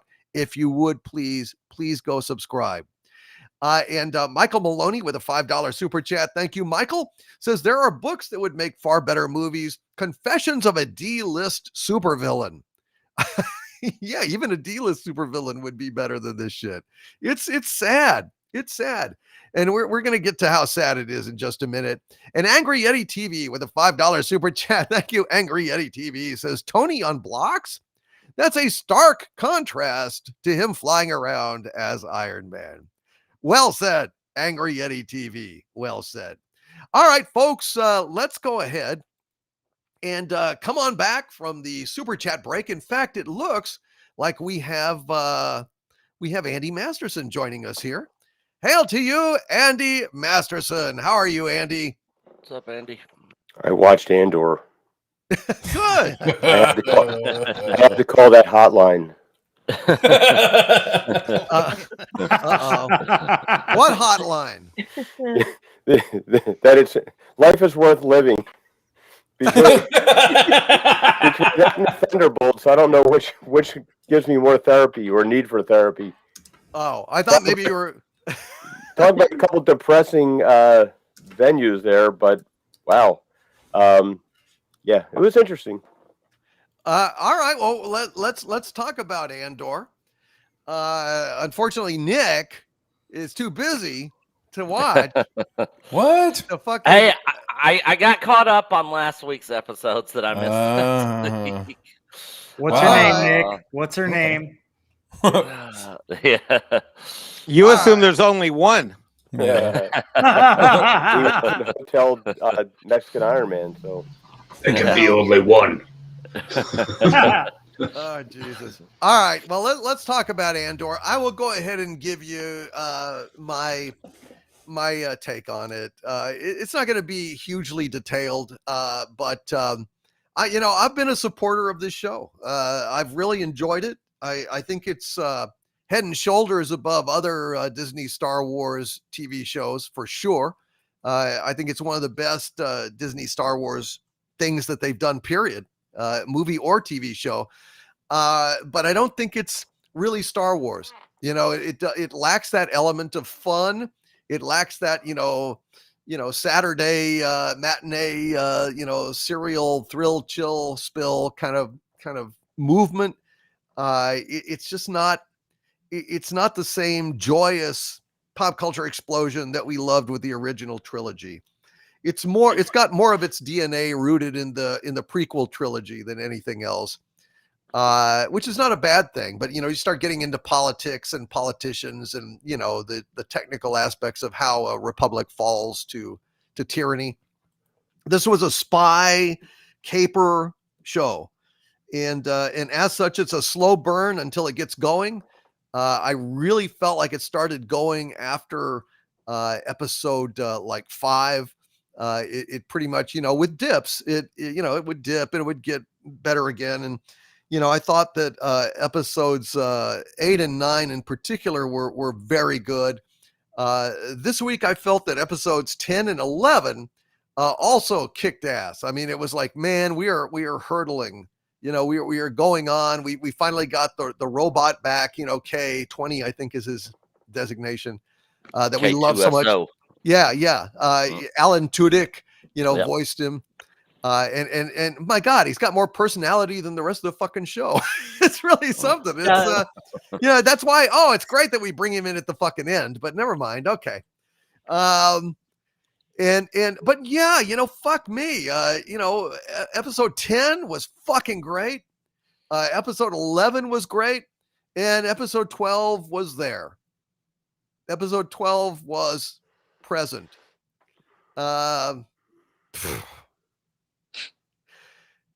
Fuck. They really blew it. They really blew it on episode 12 in a major fucking way that's really inexcusable. And I mean, all the problems are in episode 12. They build up to this big, kind of, okay, shit's going to hit the fan at the end of episode 11, and almost nothing happens. I'm just going to, there's really nothing to spoil. At the start of episode 12, they get their asses saved, and they fly back to Yavin, but not without a whole lot of arguing. I don't want to go to Yavin. Well, we need to go to Yavin. Well, I don't want to go to Yavin. We're going to Yavin. Well, I don't want to go to Yavin. Well, fuck. Hey, why don't we go to Yavin? I don't want to go. It's just fuck. It's like, what do you want to do? You want to stand around here and punch holes in the wall and wait till they fucking catch your ass, honey?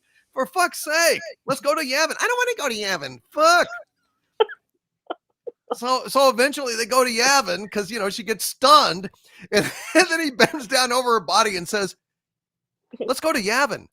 And then listens for a reply, but she's unconscious. So they pick her up and take her to Yavin. Does that really actually happen? Yes. Yeah. Wow. Yes. And yes, they spend most of the time arguing about, I don't want to go to Yavin, when he flies all the way back to save her fucking ass on an emergency signal. But anyway, so they're closing in. I won't reveal exactly what happens, but it's very anticlimactic. And then when they fly to, forget about it. Just turn it off. Once they leave the planet, once they leave Coruscant and they're Yavin bound, just take my word for it. They get there and scene. Okay. It just ends.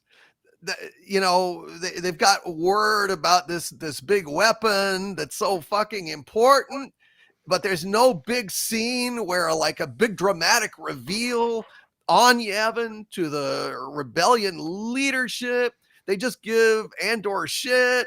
They don't want to listen. So it's like, I tell you, we got problems. I don't want to talk about the problems. Well, we don't believe you about the problems, but I'm telling you, we got problems. Yeah, but I don't believe in the problems. I don't know about the problems. Well, but all these people died because of this shit. Well, I don't know. We'll talk about it. We'll have a meeting about it. Nothing.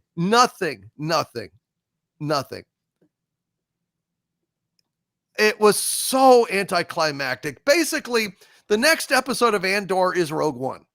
But even so, you should have built in some kind of big fucking climax and then have a big dramatic revelation of what they've learned to at least Mon Mothma, who will listen. But no, nothing fucking happens. Nothing fucking happens. Once they leave the planet, just stop watching and go put in Rogue One. I guarantee you won't miss a fucking thing. So This is very frustrating for me. Very frustrating because it's a good show.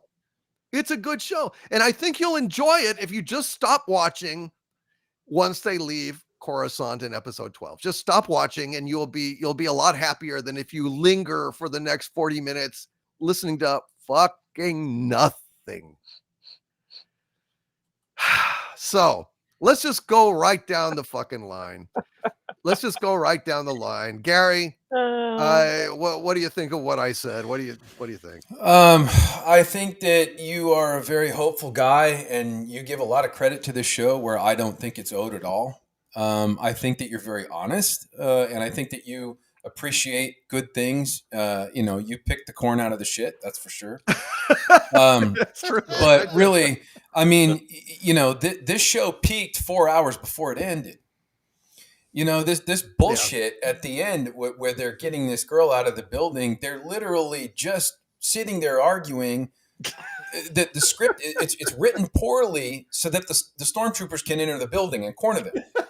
Because Andor knew right away when the comms went down, it's over. Get her and get the fuck out. Yes. Hit her in the face and drag her ass out of the building if you have to. Yeah. But it was just an excuse to, oh, look, the robot's coming in and saving the fucking day. You know what? I don't care about the robot. The robot's awesome. You're right. He is the most personality out of that show. There's some charm. There's a sense of humor. There's a sense of fun. Mm-hmm. Remember that word? Mm-hmm. But this show ended. This show peaked 4 hours ago. 4 hours ago. And what? It leads to Rogue One?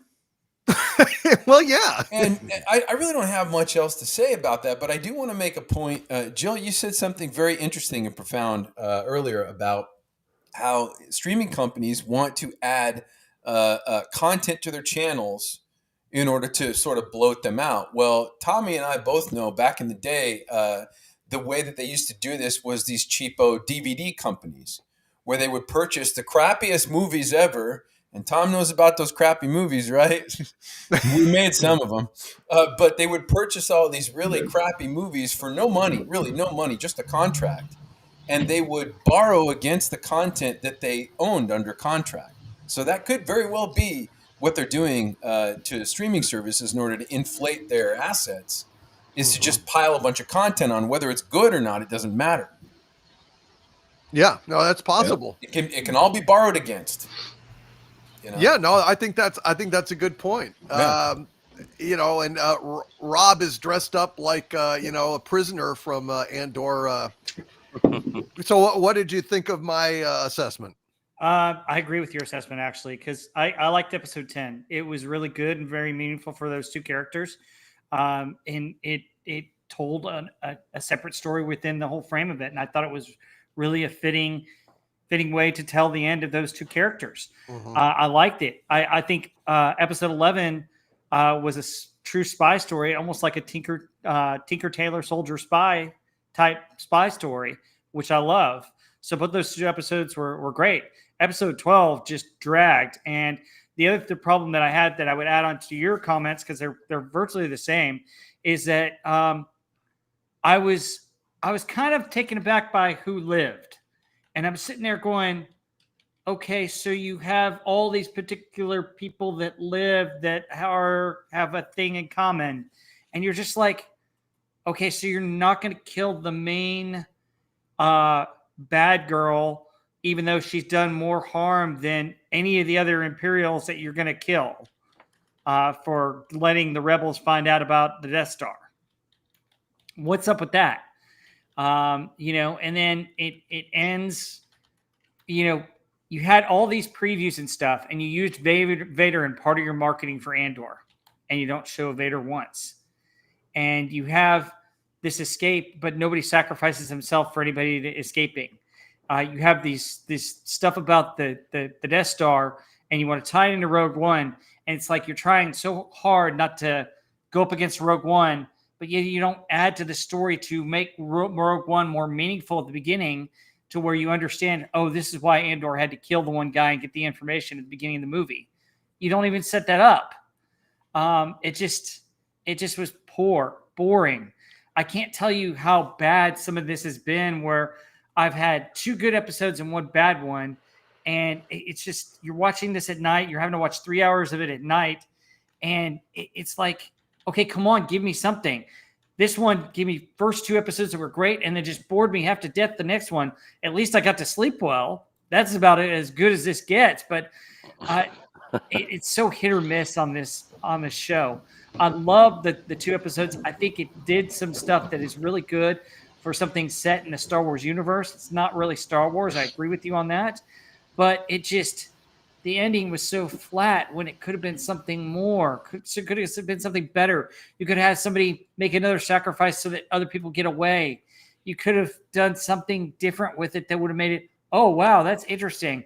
Oh, wow, this is how this aspect of the rebellion came together. Oh, wow, that's cool. Now I want to watch Rogue One. Now I just wanted to turn it off and go to bed. You know? So and the sad thing about it is that the other aspect of a show like this with Star Wars is these shows are made to where people will enjoy them and have fun and watch them multiple times. They're not doing it with any of their content, and that's sad. It is sad. Sean, what'd you think? Well, I'd sure like to see some Andor in the Andor show. That would be nice. It is cool that we see K2SO. There's that. I do gotta say, I'm just thinking about it. Like even in the episodes that I've really hated, the performances for the most part are really good. There's really good acting in here. I can't. The only bad acting was like the pirate guys in the jungle in the beginning of the season. Since then, I mean, every character acted really well, but excuse me, it's just flat. It's just super flat. They should have cut this thing in half. That's it. But let's hope we get some good, because we've had some good action. We've had some good sequences. Now we have a little bit of fun, like Gary was saying, the K2. So I hope we get to see a little bit more of that. Or are we done? Is that the end of the series? Was this it? Yeah, that's it, dude. It's only, although we may get Son of Andor. Right? Right? Yeah. He has a bit. Yeah, there was that. So that might give us something later, maybe. But he Son of Andor on the planet of the Ewoks. Just what we want to see. I would much rather just have had a season of Andor and K2SO going on adventures. That would have been so cool. That would have been cool, wouldn't it? That would have been cool, but unfortunately, that's not where we're at. Jill, Heather L., what'd you think of that? Yeah, I think this show was originally planned to be multiple seasons, like 4 or 5. So, I mean, just think of all the filler we've missed. Like, I know. We could enjoy like 30 more episodes of just this kind of talking and going back and forth. No, I mean, I agree with your assessment. I think there was really a missed opportunity when Andor comes back into Coruscant. And I think, most of the time they did really a great job with all the sets, the different planets, the CGI backgrounds. But Coruscant was weird because when they come in, there is 0 space traffic around the planet. And this entire planet is one giant city. So you would have transport ships and military ships and tourist ships. I mean, it would just be swarming with traffic, and it's empty. And then you get to the actual planet and there's no just like regular traffic. It was odd. No security. So he could just fly right into Coruscant. And then the only danger is like when he gets the girl, I can't remember her name now, rescues her, he brings her back, that they argue about going back to Yavin. But why not, instead of all that, like have, there's this huge security and all this space traffic around Coruscant, and have a difficult time and some action trying to get in there to get her. But I don't know, that I thought that was pretty odd, but we wouldn't have had time to argue for the council to be sitting on their thumbs and waffling about what information. Well, maybe we can talk about it at some point. How does Disney manage to make the rebellion so unlikable? Like, all the rebellion characters in George Lucas Star Wars were great, like even the leaders, or they were just kind of boring non-entities. But Disney actually makes them not likable. Like even Bail Organa was like boring and stupid, and you would think he'd be like, "Yeah, what's the information? Great job, we got an advantage now." Nope, He's just another dumb bureaucrat. And then, of course, they throw in the stereotypical angry black woman. So, way to go, Disney, on enforcing some more stereotypes there. Yeah, that was incredibly dumb. My favorite part was Stellan Skarsgård. I thought he was great. I He was was fucking interested. great. His character Luthen was really interesting. His story was interesting through the whole thing. So it had a lot of good episodes. Yeah, like you said, I think they just were counting the finale as being Rogue One, and so they just dropped the ball because they're just like, nope, your finale is Rogue One. This is a transition, and I, yeah, I don't know, that the ball was definitely dropped on the last episode. They shouldn't have counted on that just being Rogue One. It needed more action and more outcome. Better. I agree. Disappointing rebellion leaders, really. I mean, Yeah, there wasn't anyone on this show. Well, Stellan Skarsgård was fantastic. Yes. Can we agree that Yes. guy really was good? He's a hell of a fucking actor. Yeah. That scene in his shop between Dedra and him was outstanding. Oh yeah, absolutely. Yeah, that was great.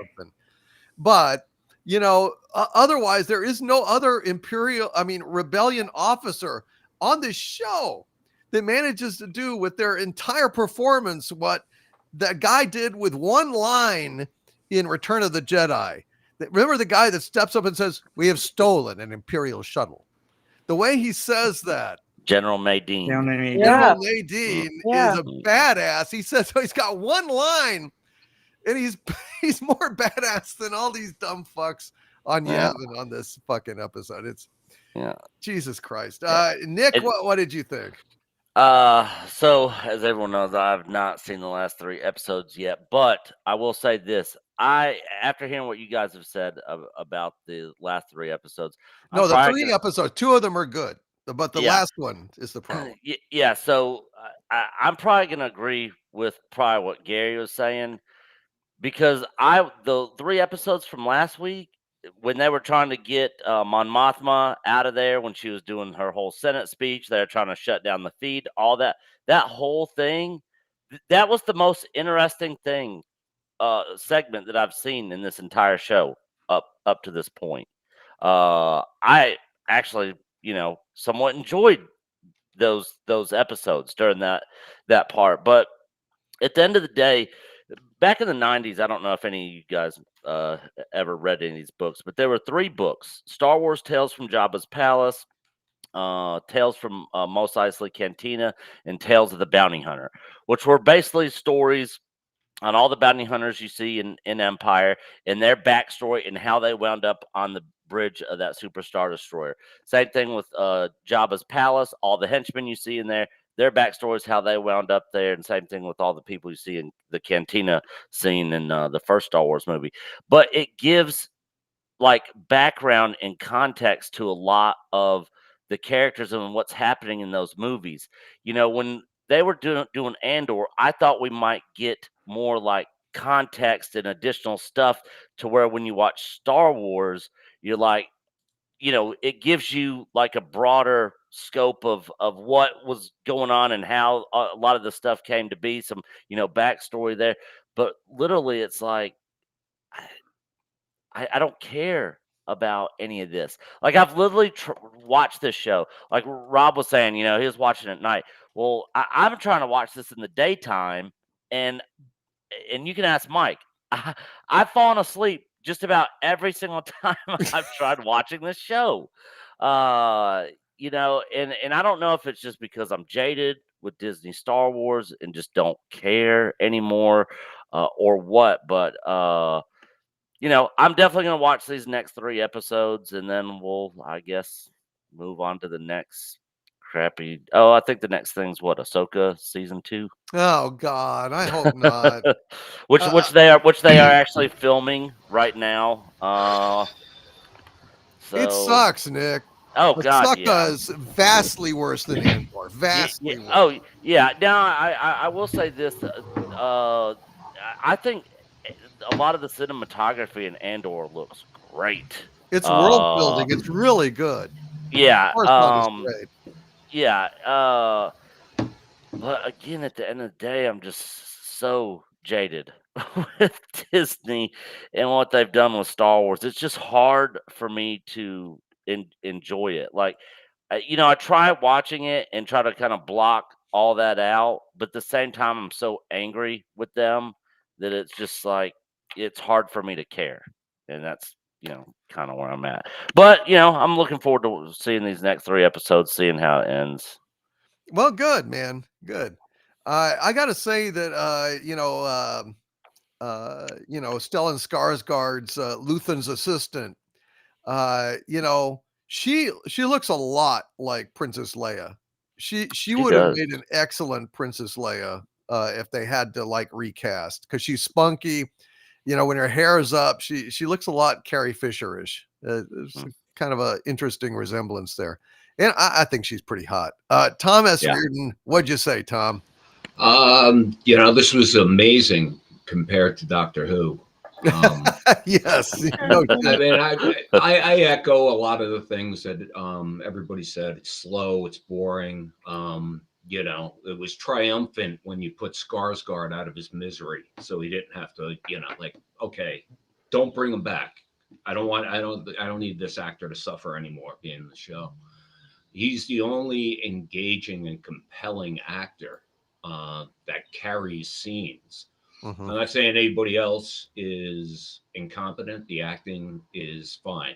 They're all very competent actors. And I was on the verge of giving it the benefit of the doubt till I scrolled through all the credits and found that they have no military advisor, but they have 2 COVID compliant. They're still doing this COVID compliance stuff on this show. They have 2 of them. They have an intimacy advisor and an environmental advisor. And it shows to a guy like me, they have now stormtroopers have dual point sling, which the military doesn't use anymore. And their rifles have M4 stocks. I don't know if anybody noticed that, but I don't remember that in the original Star Wars. Tom, in the first season of Andor, they used straight up AK-47s without modifying them at all. At all. Yep. Yeah. It's difficult for me. I found that if you have one compelling character, it's carrying it, and that was Skarsgård. And and echoing what people said, I don't like the rebellion. They have the flashback scene of the rebellion planting an IED and killing civilians. Mm-hmm. And you did the thing where the little kid's in charge. He's an idiot and the little kid's in charge, and she'll run the show.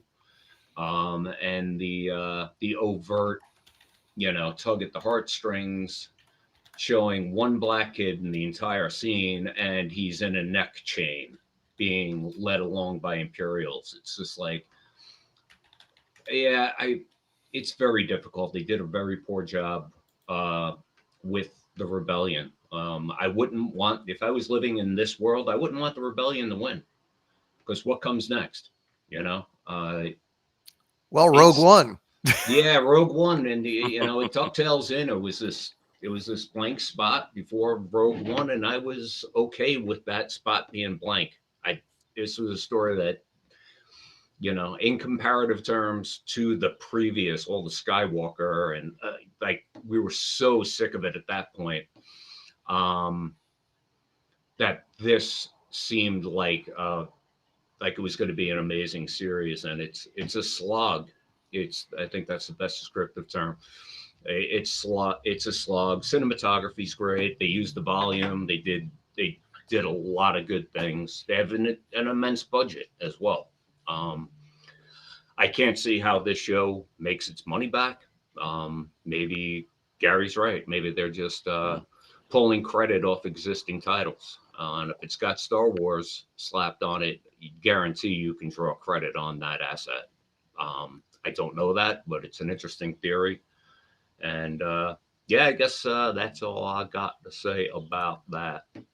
All right, no worries. And I know Jill didn't have time to watch it, and it's my fault. I didn't give her enough notice. But thank you, Jill. And Mike didn't also watch it, so no biggie. Let's go to Andy Masterson. Andy, what'd you think? I thought with the limited amount of screen time that I with this season, where you're watching Skarsgård, he actually made you care about his character in that, like, I mean, because if you break it down, how much time did he actually have on screen? Because as we've said, this thing jumps around to a whole lot of different characters. Like, it's called Andor, but it's kind of dumb because Andor is just another character in it. He's not a main character; he's just another character in it.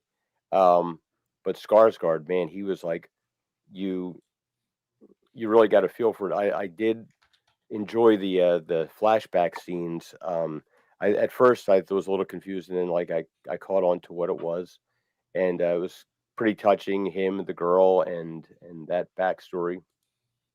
And I saw like some of the where she goes in and extricates him, if you will, and it's that was kind of heartbreaking because like you could see like the tear in her eye and so forth. Then it was kind of a neat little wrap up. Gary pointed something out that I wanted to say where in Rogue One we see Cassian Andor kill the informant because he's making too much noise. He's going to expose them like that. You know what? Boom. And he spends how much time pleading with this girl? Come on, you got to go to Yavin. You got to go to Yavin. This is great. It's that doesn't. It's like filler. It's like trying to like all right, and it's so inconsistent. This thing is so up and down. You got great moments in here. You got like, but again, it's a story that didn't really need to be told, and about a story that didn't need to be told, and then that last scene. That are we doing spoilers? Well, what do you mean? Which last scene? With Bix. Oh yeah. Well, who cares? Well, I did say son of Andor, didn't I? Yeah. Okay. Who cares? So it's sort of that you sent this guy off to go be the hero of the rebellion, and you didn't want him to be distracted because, like, not like having a kid is worth living for, right? It's like that's not something that like might make you, it might inspire you to like, hey, let me see if I can get out of this thing alive, which might have made it even more tragic if you had that element in there where he's sitting there with Jyn Erso and yeah, we're about to get fried, and like I hope somebody tells my kid about me sometime, and it's. Again, it was so depressing. It was like, there's moments in there that are really, really good. And as I've said before, if you had a healthy core franchise, something like this would probably sell very well. But as it is, like you're kind of like, if we've all established that Star Wars is dead, and this is sort of the wake for Star Wars. It's dour, it's depressing. It's kind of like they don't have likable characters, and I can only point back to what Gary pointed out last week with Gilroy's love of Stalin. Maybe that's why these rebels aren't likable, because the Bolsheviks, well, they weren't nice people, they weren't good people, and they didn't really save Russia. They tormented it. It's like, so how we get from this that it goes back to all these checkpoints that they have to do that ties them into a knot. Then you have to explain why certain things are missing. How did they go from being this into like the good, noble soldiers that we were all rooted for? How did we go from like the lack of diversity in this from the extreme diversity in the Andor series? It's like there's too many things you can't explain because you're not looking at like connecting it to the time where it was made and everything, and have the same feel, and that's one of the things that really bothers me with it. It's the lack of respect of the source material. Again, it's like George Lucas had a great way of doing things. I mean, if they had to put those other elements that with DSA and stuff like that in there, like why not just go give us some boob shots or something like that? You want to go that far? Like, hey, let's have the rebel base being bombed all of a sudden, and have the obligatory lesbian couple have to jump out of bed and run off screen with everything flapping around. That would be everything flapping viewers. But I mean, that's the problem with this. It's like it's they spring out of bed. Why do you have two black eyes?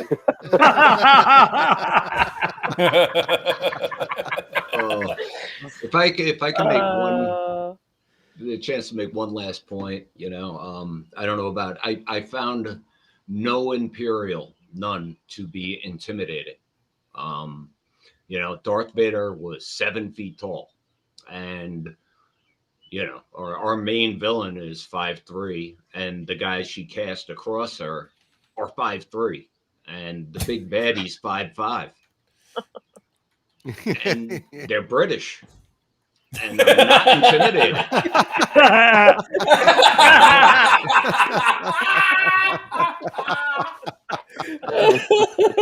Do better. They turned Admiral Piet into a wuss. Yeah.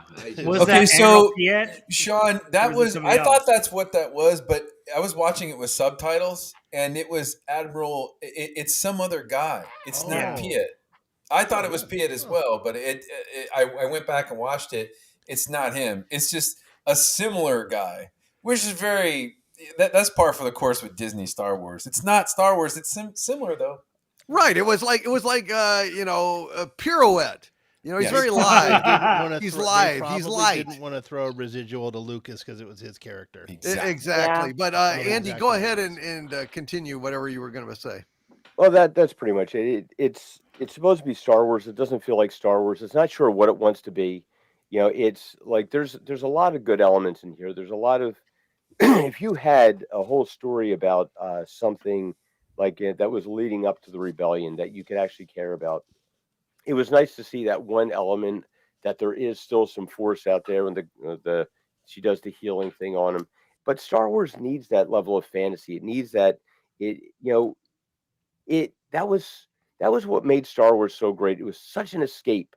It was so incredible just to get away from your world, and it took you somewhere, and you felt like you were there. You felt like you were, and even though we had the bad guys there who were the best example of bad guys that we had in real life.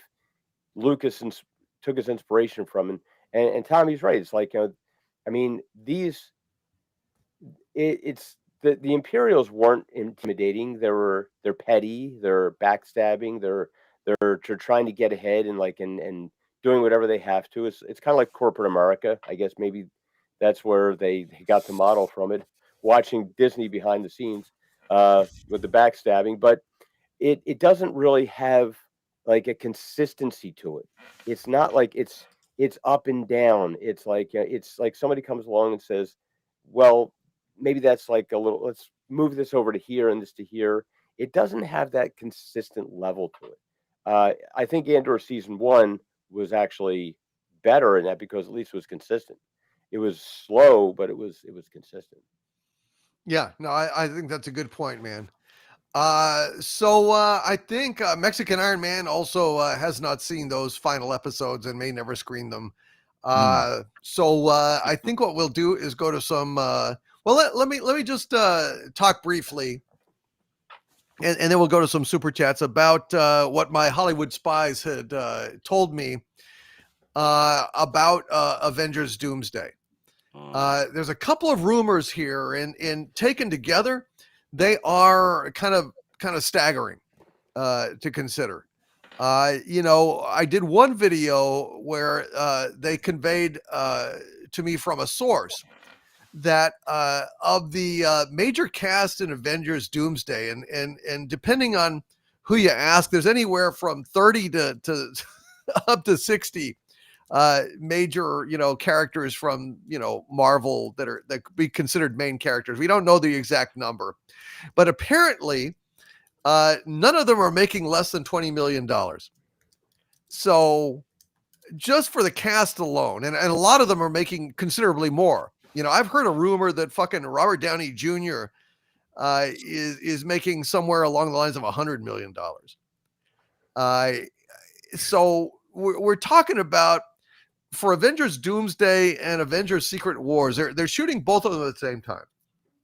So if you divide, amortize the cost between them, it's still, somewhere around $400 to $600 million just for the fucking cast. just for the fucking cast alone. So, okay, divide that by 2. It's 200 to 300 million per movie for the cast. That's not anything to do with the, above the line, crew, below the line, any crew, any advertising, any effects. It's a massive amount of fucking money just for the cast, guys. But what really, really blew my mind is that, I spoke to one of my top Hollywood agents, and they told me a story that I could not fucking believe, given the enormous expense of what is happening on this movie. And this is a rumor. Treat this as a rumor. I made that very clear in my video. But my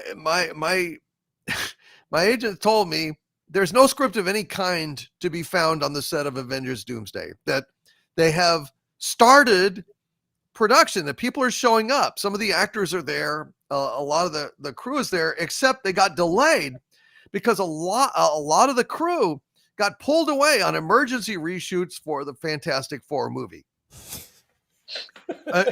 Serious. I'm serious. Not surprising.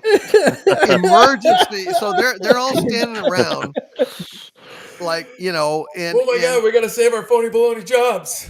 Yes.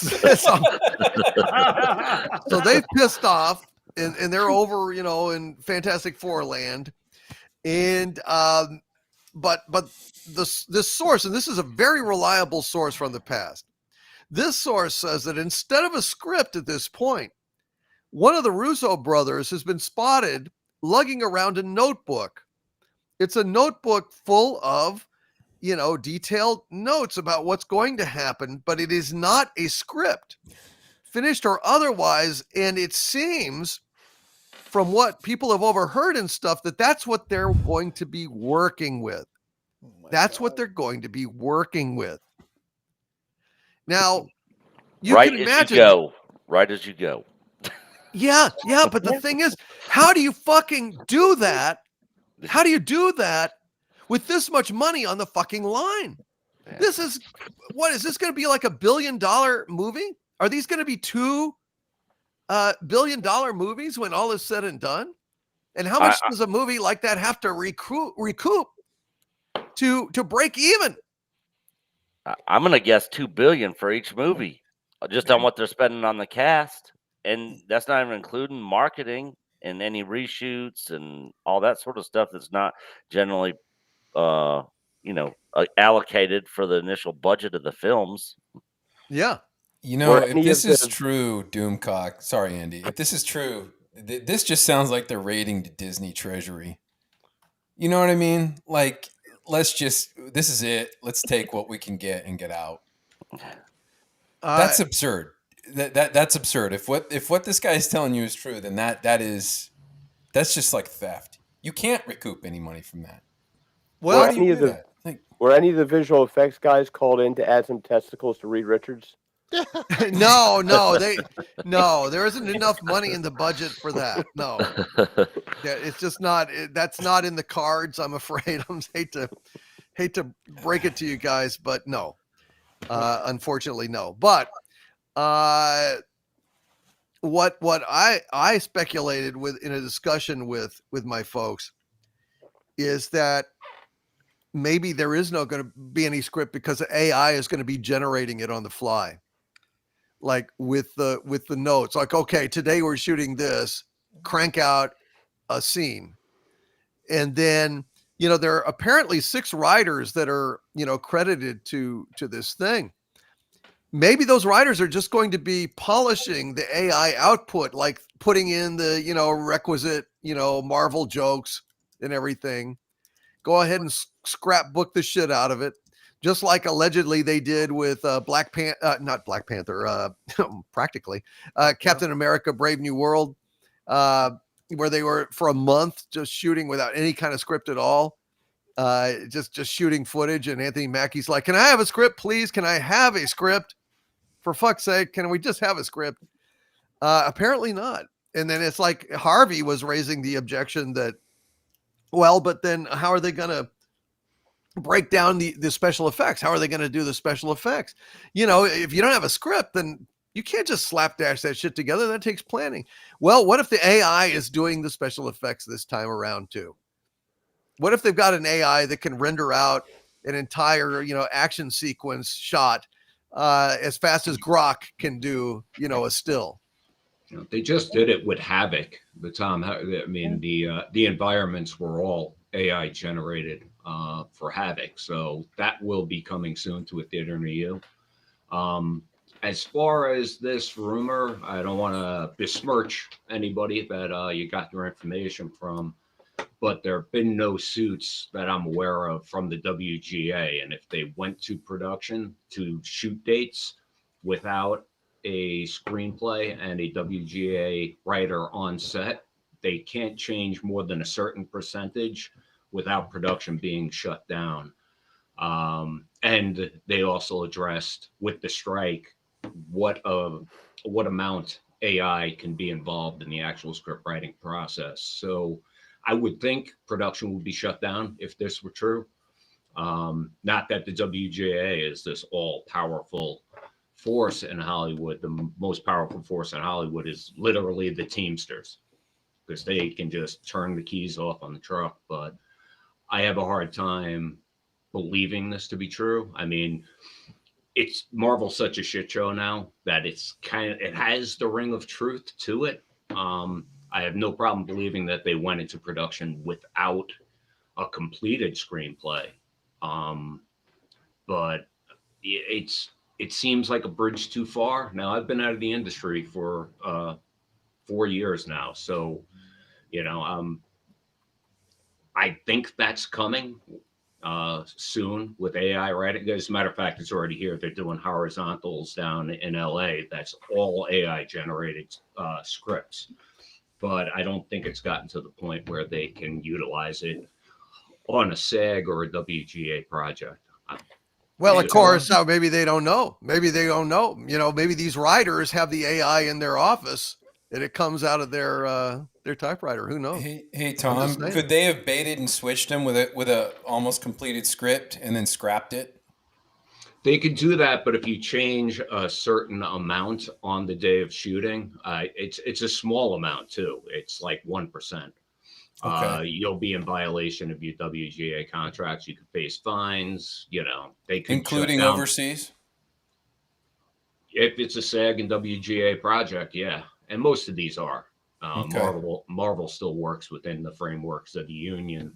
Labor, they do differently. So like, it's almost like a right to work state overseas. So yeah, they'll do like background doesn't make the money that background makes in LA, or right, extras. Movie extras don't make the same in Europe, and they work on they don't work on an 8-hour day in Europe either, which saves productions a lot of money.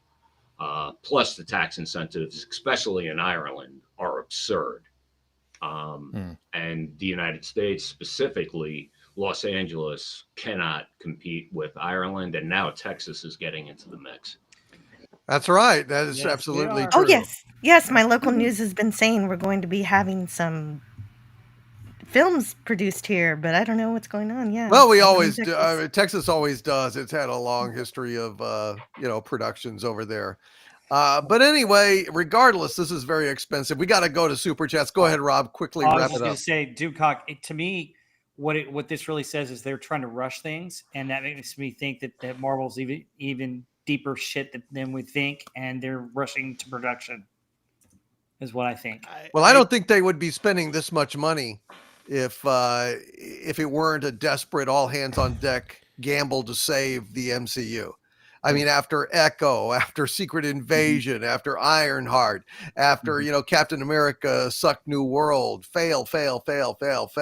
And they can no longer command the pre-booking, theaters authority that they could have done previously.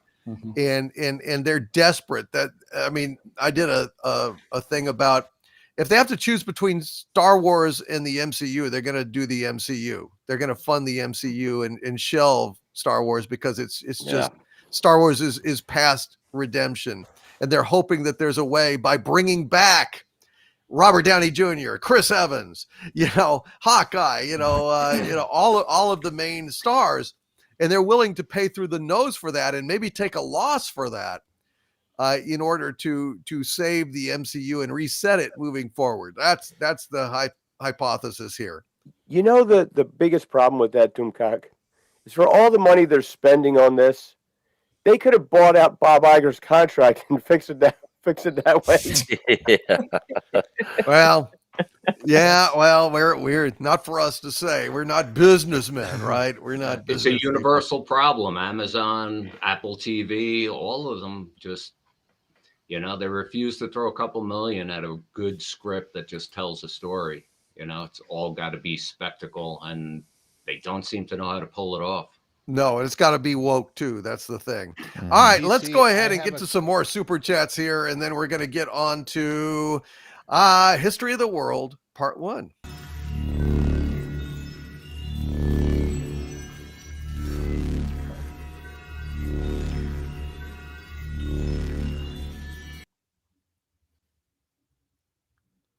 All right, folks. Here we go. Let's read a few more of these super chats. Trevin Lane with a $20 super chat. Thank you. Trevin Lane says Riri was a narcissistic psychopath in the comics. So believe it or not, this is a marginal improvement. Still not good. And I won't watch it, but a slight improvement. They're really good at writing villains, huh? Yeah, I guess so. So Tony Stark being up on blocks is not a far-fetched notion, after all. Thank you very much, Trevin. Trevin Lane also says with a $5 super chat, there's a Korean adult parody movie called Ironheart that likely has a better plot than this upcoming series. Oh, wow. It also premiered before Riri. So I heard it was Japanese, but I guess it could be Korean. I'm not sure. I haven't seen it. It's not my cup of tea particularly, but hail to you, Trevin Lane. That's very interesting. Radioactive with a $5 super chat. Thank you. Radioactive says, DC, what are you and the panel's thoughts on the new Alien Earth show? Now that Disney owns Fox, I'm just really skeptical. I don't know. What do you think, Nick? I am a huge fan of Aliens and Predator, and I am skeptical as well.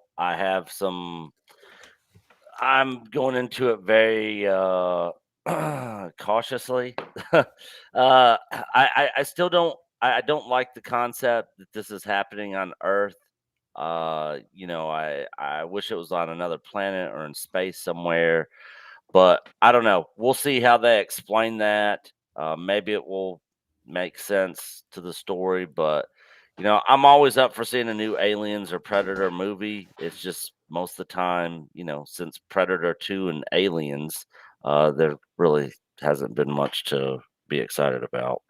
Yeah. So, I'll look at it, but I don't have any hopes for it, especially, Disney-fied version of Alien, Yeah. I'm definitely going to watch it, but, we'll see.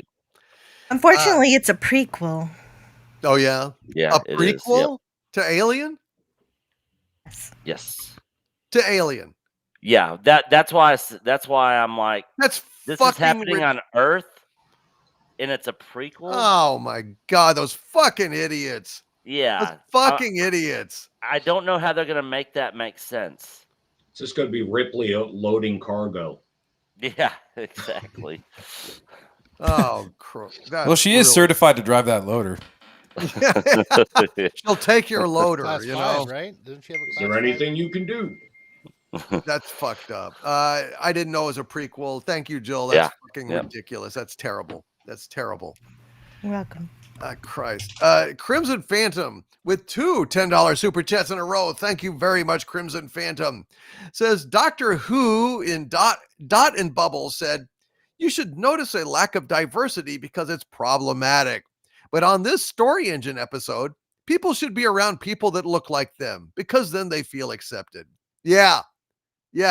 Completely and totally fucking hypocritical. It's just a fucking joke. A fucking joke. Crimson Phantom also says, I like the concept of an engine powered by stories, but it's insulting. We never got a recap of an early Doctor Who episode in beautiful animation. Instead, we get a story of how the companion is the best.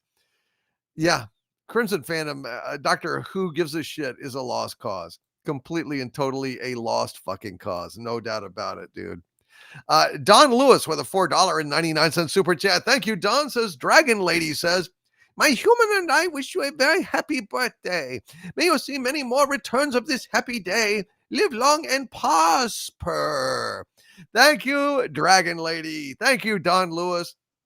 Dragon Lady is, of course, Don Lewis's kitty cat, who speaks frequently through him on my shows. Thank you, Don, and hail to Dragon Lady. Michael Maloney with a $2 super chat. Thank you, Michael Maloney. He says, I don't think they can get real writers anymore. Yeah, are there any real writers left in Hollywood? I don't know. There are so many very, very talented writers in Hollywood. It lies with the showrunners. There's a finite amount of times that you can go to a showrunner, pitch ideas, and get shot down before you're either irrelevant in the writer's room or you get terminated. You know, it happens all the time. You got to do what the showrunner wants you to do. Right, and that's generate crap. That's exactly right. Same with comic book writers. I mean, Ironheart was introduced in, May of 2016. When Marvel was dead, in as far as comic books go, and now they're bringing characters from the dead era of Marvel onto Disney Plus and into the MCU. It's just stupid. Absolutely. Let's see. Where am I? Old Man Bird with a $9.99 super chat. Thank you, Old Man Bird. Says it's a bird. No, it's a plane. No, seriously, it's just Old Man Bird. Hail Jill, Heather, Sean, Dictor, and Harvey. Hail to you, Old Man Bird. Good to see you, my friend. An Old Man Bird with a $9.99 super sticker of Super Pear flying through the air. Yes, Super Pear. Strange visitor from another orchard who disguised as Clark Kent, mild-mannered repairer for a great metropolitan newspaper, fights a never-ending battle for truth, justice, and fresh fruit. Thank you, Old Man Bird. And Crimson Phantom with a $5 super chat. Actually, two $5 super chats. Thank you very much again, Crimson Phantom. He says, gods went from alien entities interpreted as gods to manifestations of elements of the universe. Now all mythical gods exist. Such a sci-fi downgrade. Mythology being written by scholars and writers across the world spanning hundreds of years is cool. So, of course, everything was done by just one guy. Yes, in a Nigerian barbershop. Exactly, Crimson Phantom. And when Star Trek Next Generation did that, it turned out that person was a fraud. Well, yeah. Well, that's not far from how this actually turns out. Thank you very much, Crimson Phantom. Well pointed out. And Warachi has been a channel member for 38 months at the Dumentite level. Hail to you, Warachi. It says, happy birthday to George Lucas. Is that true? Is my birthday one day away from George Lucas's? I did not know that. His is, I think his is the 16th of May. Son of a gun. Was the 14th? I don't know. Well, hail to Warachi. Thank you for that. I didn't know. I was. It is. It's the 14th. Yeah, George Lucas' birthday is today. Well, happy birthday to George Lucas. I wish you had stood up for Star Wars against, Disney when they were doing the whole, Nelson Peltz, stock struggle, and you threw your stock to Iger. So, basically threw an anchor to Star Wars to let it sink to the bottom of the ocean. But yeah, happy birthday, George. Yeah, he should have just licensed the property to them, and he has final say so of the end product or something. Yeah, maybe he'll buy it back on the dip. Yeah, right. Yeah, I've heard that conspiracy for years and years and years. It's not going to happen. Casey's Creepy Creations. It's been an arch villain of mine for 60 months. Hail to you, Casey's Creepy Creations. He says, thank you for 5 years of friendship, fellowship, intellect, and fun. Here's many more years to come. Thank you very, very much. Casey's Creepy Creations. Let's see. One more, and then we will go to our next segment. Andres F. with a 200 ARS. I think those are Argentinian. I'm not sure what. I think it's Argentinian money. Hail to you, Andres F., who says, happy birthday. Really enjoyed Andor, the last bright light of a dying franchise. Yeah, I did enjoy Andor. I've got to say, I guess I enjoyed it more than most people on this panel, but I definitely did enjoy it. And Old Man Bird says with a $1.99 super chat, Hera's butt, though. Yes, Hera's butt on Ahsoka was the real star of Ahsoka. Hera's butt was kind of like, the KO-20 droid on Andor, Whenever Hera's butt was on screen, Ahsoka was better. But apparently it's Obi-Wan's weakness, too. Yeah, exactly. But unfortunately, that couldn't save the show. All righty. So I think we're going to get to our movie here. What do you say?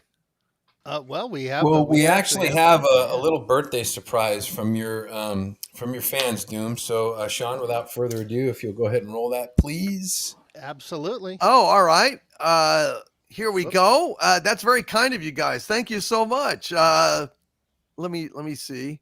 No, that's History of the World. Where is the here it is. No. Where is the oh, I see. I see. It's right here. You got it? Hold on a sec. Let me put it. There we go. Now I got it. Okay, here we go. Excuse me, Master Cock, but I must inform you that we have incoming transmissions from the citizens of Xanadu. Well, hello there, Doomcock. This is your wrench, Apple 2GS.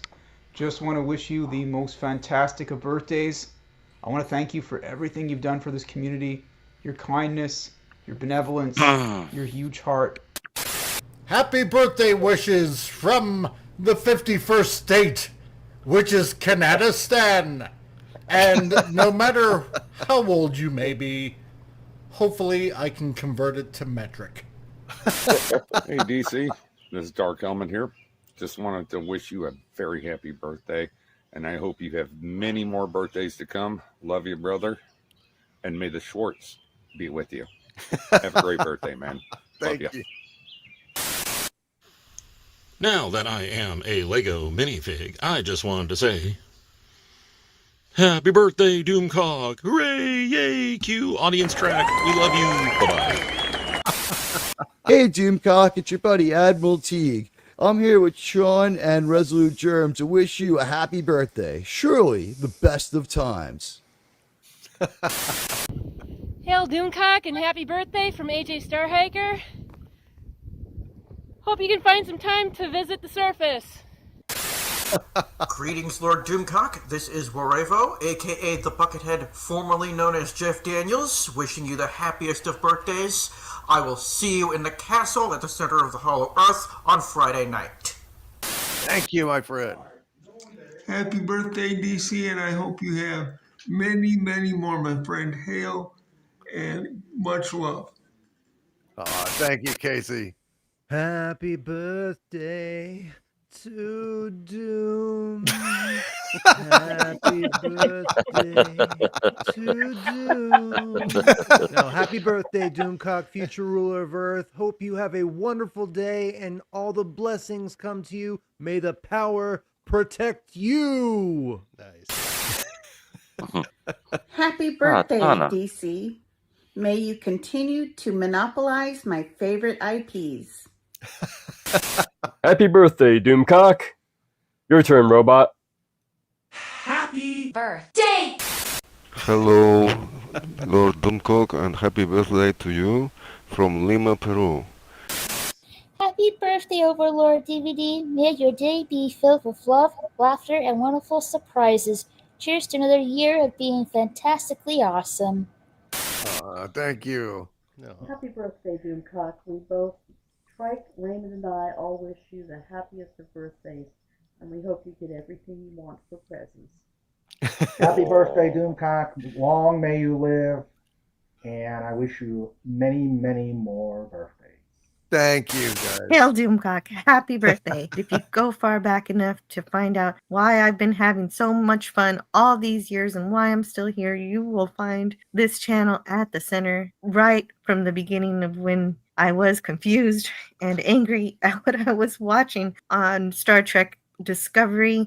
I also want to thank you not only for defending pop culture, but for doing it in such a hilarious way, because it's so important to be able to laugh through the pain. Also, I hope Harvey's children remember to send you lots of pretty cards and drawings to celebrate this wonderful day. Happy birthday, Doomcock. Well, Pilgrim, I hear it's your birthday, uh-huh. Well, Doomcock, I hear it's your birthday. Well, happy birthday from the man with no name. Happy birthday, Doomcock. Hope you like my attempted impersonations. Hey, DC, it's your buddy Fet for Hire wishing you a happy birthday and many, many more. Mr. Stark, I believe we should do the birthday message. Hey, Lord Doomcock. This is Tony. I'm currently broadcasting from a scouted location where we're going to have your new reactor. I just wanted to wish you a very happy birthday. And here's your surprise from all of us here at Stark Tower. Hello, I'm Ginger Wolf, and I wanted to wish Mr. Doomcock a very happy birthday. Wow. Howie.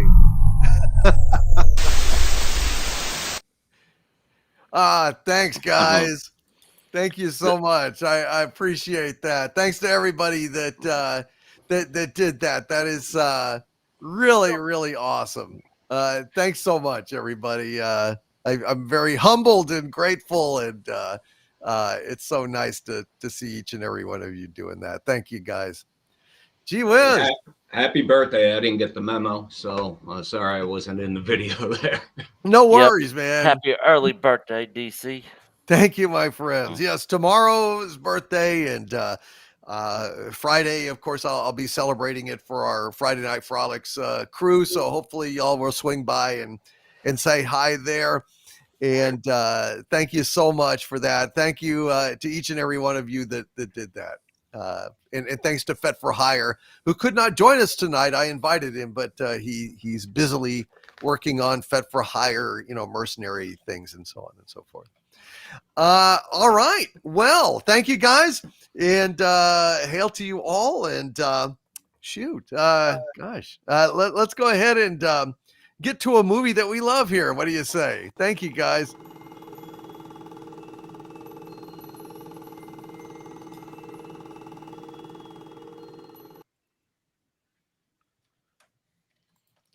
All right, folks. Well, this is the first this movie that we love this week is none other than History of the World Part 1. And I love Mel Brooks, but I haven't seen every Mel Brooks movie, and this is the first time I've ever seen History of the World Part 1. It was a heck of a good birthday gift. Some of the things that stood out, of course, was the, it's very thrilling, the Inquisition, and that whole sequence. I just lost it when, at the end, the last shot, when the girls on the, menorah are slowly rotating. Oh, geez. It was just the absurdity of it was fantastic. Jews in space, yes. At the end. Unfortunately, History of the World Part 2 was not actually as good as it was promised it would be in the trailer. Another standout for me was Mel Brooks stand-up routine in those terrible jokes in the Roman segment. And I really love B. Arthur's Caesar's part. Palace. Yeah, Caesar's Palace. B. Arthur, have you bullshitted today? Have you bullshitted this week? Like, she was fantastic. B. Arthur was a lot of great, cameos and stuff. A lot of politically incorrect humor that you can't do anymore. I laughed my ass off at that. Yeah, it was very, very good. Madeline Kahn, of course, was brilliant as always. It was great to see Cloris Leachman again. The whole gang was back together again.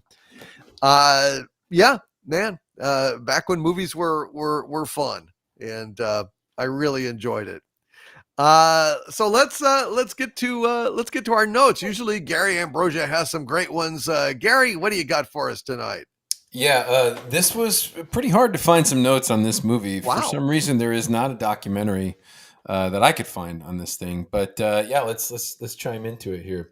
History of the World, Part 1. A complete, unabridged, and 100% accurate history lesson as only the director of Young Frankenstein and Blazing Saddles can give us. Starring the Mel Brooks crew, a bunch of Playboy bunnies, and narrated by that fat asshole who's always crying for his sled. Nominated for 2 Stinkies at the Hastings Bad Cinema Society Stinker Awards, and winner of 1 for most painfully unfunny comedy, produced on an $11 million budget and bringing in $120 million at the box office during its worldwide theatrical release. Wow, that successful of a movie gets the Stinky Awards, huh? Did you make that up? No, that's real. That's legitimate. I would say I didn't think this was as good as Blazing Saddles or Young Frankenstein. No. But the only thing I can think of is that I think Mel Brooks does better with a more structured plot or a genre specifically that he's roasting. Like, Blazing Saddles is a Western. And right. Young Frankenstein is very much a universal horror movie. And, High Anxiety is a, Hitchcock thriller. Right. This is more like a set of skits, and it's more freewheeling. So right. It's more hit or miss, but there was a lot of great stuff in here. It's not unfunny. After the success of Young Frankenstein and Blazing Saddles, director Mel Brooks was asked on a daily basis what his next movie was going to be. Mel Brooks' own quote on his inspiration for the film.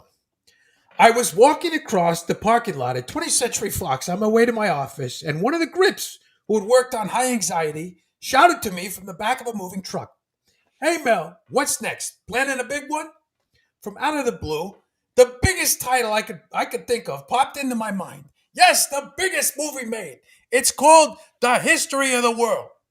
Someone else on the truck said, "How can you cover the whole world in one movie?" "You're right," I shouted. "Maybe I'll call it History of the World Part 1. That's a great impression, by the way. You went to my face. I had to. It was perfect. That was a great impression. I've never heard you do Mel Brooks before. I've never done it before, so okay. Great. Right, that's fucking great. All right. The title itself is also inspired by The History of the World, Volume 1, which was a book written by famous English explorer and statesman Sir Walter Raleigh. The book was written during his time imprisoned in the Tower of London and intended to be the first in a series, but ended at the first book, which stopped at the Second Macedonia War of 130 BC due to Sir Walter's inconvenient beheading. There we go. Sorry, I was looking at Madeline Kahn's sexy body, and it took me a minute. She really is gorgeous. Oh, she's very funny, but yeah, she can sing she really got a powerful voice. Yeah. Also acting as an inspiration for the film was the 2,000-year-old man routine as created by Carl Reiner and Mel Brooks, especially for the Dawn of Man segments. Actually, that should be the Stone Age segments, which featured Sid Caesar as the primitive man. Caesar was cast because of his longtime friendship with Brooks from his days on the 1950 variety show Your Show of Shows, which starred Sid Caesar and Imogene Coca, and on which Carl Reiner and Mel Brooks were both writers. Originally cast in the role of Josephus was Richard Pryor. Pryor was unable to appear in Blazing Saddles, a film which he co-wrote with Brooks because of the obvious controversy that film would bring about, and now finally had the opportunity to appear with Mel in front of the camera. Unfortunately, on the evening of June 9th, 1980, the comedian superstar caught himself on fire and suffered third-degree burns all over his face and body just days before shooting was to begin. This led to Josephus being recast at the suggestion of Madeline Kahn, who recommended an up-and-coming musician and tap dancer by the name of Gregory Hines. Brooks was hesitant to hand over the role to an unknown, but he brought Gregory on for the first day as a screen test, with the agreement that if he was good, he would be cast. This was Hines' first theatrical role, which would lead the performer to a promising career until his passing in 2003. Aside from the usual Brooks film suspects, lesser-known cameos include Hugh Hefner, Carl Reiner as God, who went uncredited, director Barry Levinson as a column salesman, and the film is narrated by Orson Welles, who agreed to do the job for 5 days at a rate of $5,000 a day. Brooks paid him $25,000 in advance, and Welles performed his reading so well that they finished on the first day. A very frustrated Brooks, who just lost $20,000 and watched the entire craft service table disappear in under an hour, then asked the massive actor what he was going to do with all that money, to which he responded, Cuban cigars and Ceruvga caviar. Dom DeLuise quote on Mel Brooks. Mel is so distasteful, he's tasteful. Because if it looks like you can't be funny, that's where he's the funniest. If nobody can make it work, then boom, Mel will make it work. A side note, hey Tommy, do you remember when we were at the Beverly Hills Playhouse, and were you there when we watched the Burt Reynolds performance with Catherine Bell? Yes. Yeah. Do you remember the story I told you about that? Share it with the group, man. Okay, so we're sitting. Tommy and I are sitting in the audience, and we this huge fat guy is moving across from me, and he's sitting down. He's like, "I'm sorry, excuse me," right? And he sits down. I'm like, "Oh my God, who is this guy?" I mean, he's sweaty, he's breathing heavy, right? He's annoying. He's like making disgusting noises. And then when the lights came up and they started talking to Burt Reynolds and Catherine Bell, who were doing the performance on stage, the guy next to me stands up. He's like, "Burt, we've been friends for so long, and I've never seen you any better." I looked up. I'm like, "Holy shit, it's Caesar." It's him, Dom DeLuise, the whole time. He was annoying me. I was getting pissed off. I'm like, "Oh, shit." And it was Dom DeLuise. I never said a word to him either. I wish I would have. Anyway, yeah, that was hilarious. Anyway, let's see. Back to the notes. While shooting The Stone Age, Brooks realized he jumped from prehistory to the Roman Empire. Figuring he skipped a lot, he quickly improvised the scene with Moses while recycling the caves he had already built for the previous segment and casting his longtime friend Carl Reiner as the voice of God. The third commandment tablet, which contained 5 more commandments from God and which Moses drops and breaks, was inscribed in Hebrew and is translated as this: don't impregnate, don't laugh, don't buy, don't fart, and the last one, don't break. When Moses parts the sea for Comicus, Josephus, and Miriam, he is actually using the parting of the Red Sea attraction on the Universal Studios back. Right. Would be used daily on the tram tour. The lake that Moses parts is the famous Park Lake, which was used in many films and television series, including Gilligan's Island, McHale's Navy, The A-Team, and The Creature from the Black Lagoon. Wow, geez. Yeah. Most of the film's vignettes are literally on-set painted backdrops. However, it does make use of several epic matte paintings, which were provided by Hitchcock's favorite effects artist, Albert Whitlock. Whitlock also appears in the film as a used chariot salesman. Appearing as a favor to Brooks was John Hurt, who had just finished shooting 2 serious films, Alien and The Elephant Man, which Brooks produced, and said he wanted to do something fun for a change. Hurt would go on to work again with Brooks in Spaceballs, sending up his character Kane from Alien. The music- Albert Whitlock did Star Trek too, matte paintings. They did? Wow. The music in the coming attraction scene for the segment Jews in Space was recycled for Brooks' send-up of the classic British folklore Robin Hood, Men in Tights. The pool used in the nuns' synchronized swimming gag was part of a soundstage at Paramount that was owned by Howard Hughes and who used the pool on a daily basis. The dungeons, the dungeon set that was built around the pool was said to cost upwards of $1 million. Oh wow! Yeah. Well, they got a lot of use out of it. The whole segment was that set. So oh yeah. Got a lot of minutes. Just days before the film premiered, the New York Times asked Mel Brooks, "Will there be a History of the World Part 2?" To which Brooks responded, "No, maybe 4, never a Part 2." In 2023, he produced an 8-part television series called History of the World Part 2. The show was a total woke dud. God. Yeah. On the soundtrack, which was released on LP during the film's theatrical run, a bonus track was included called It's Good to Be the King, which was a Grandmaster Flash-style hip-hop track with lyrics sung by Brooks himself. The line of dialogue which inspired the song was coined by the film and was used several times after in some of Brooks' other films. It's good to be the king. My final note, an additional segment was written and shot depicting the 3 Mile Island incident in Pennsylvania in 1979, during which a nuclear reactor went into critical mass and caused a meltdown. This scene depicting a husband and his wife who were radioactively blended with their dog and cat did appear in a screen test of the film, but was cut to a very poor reaction.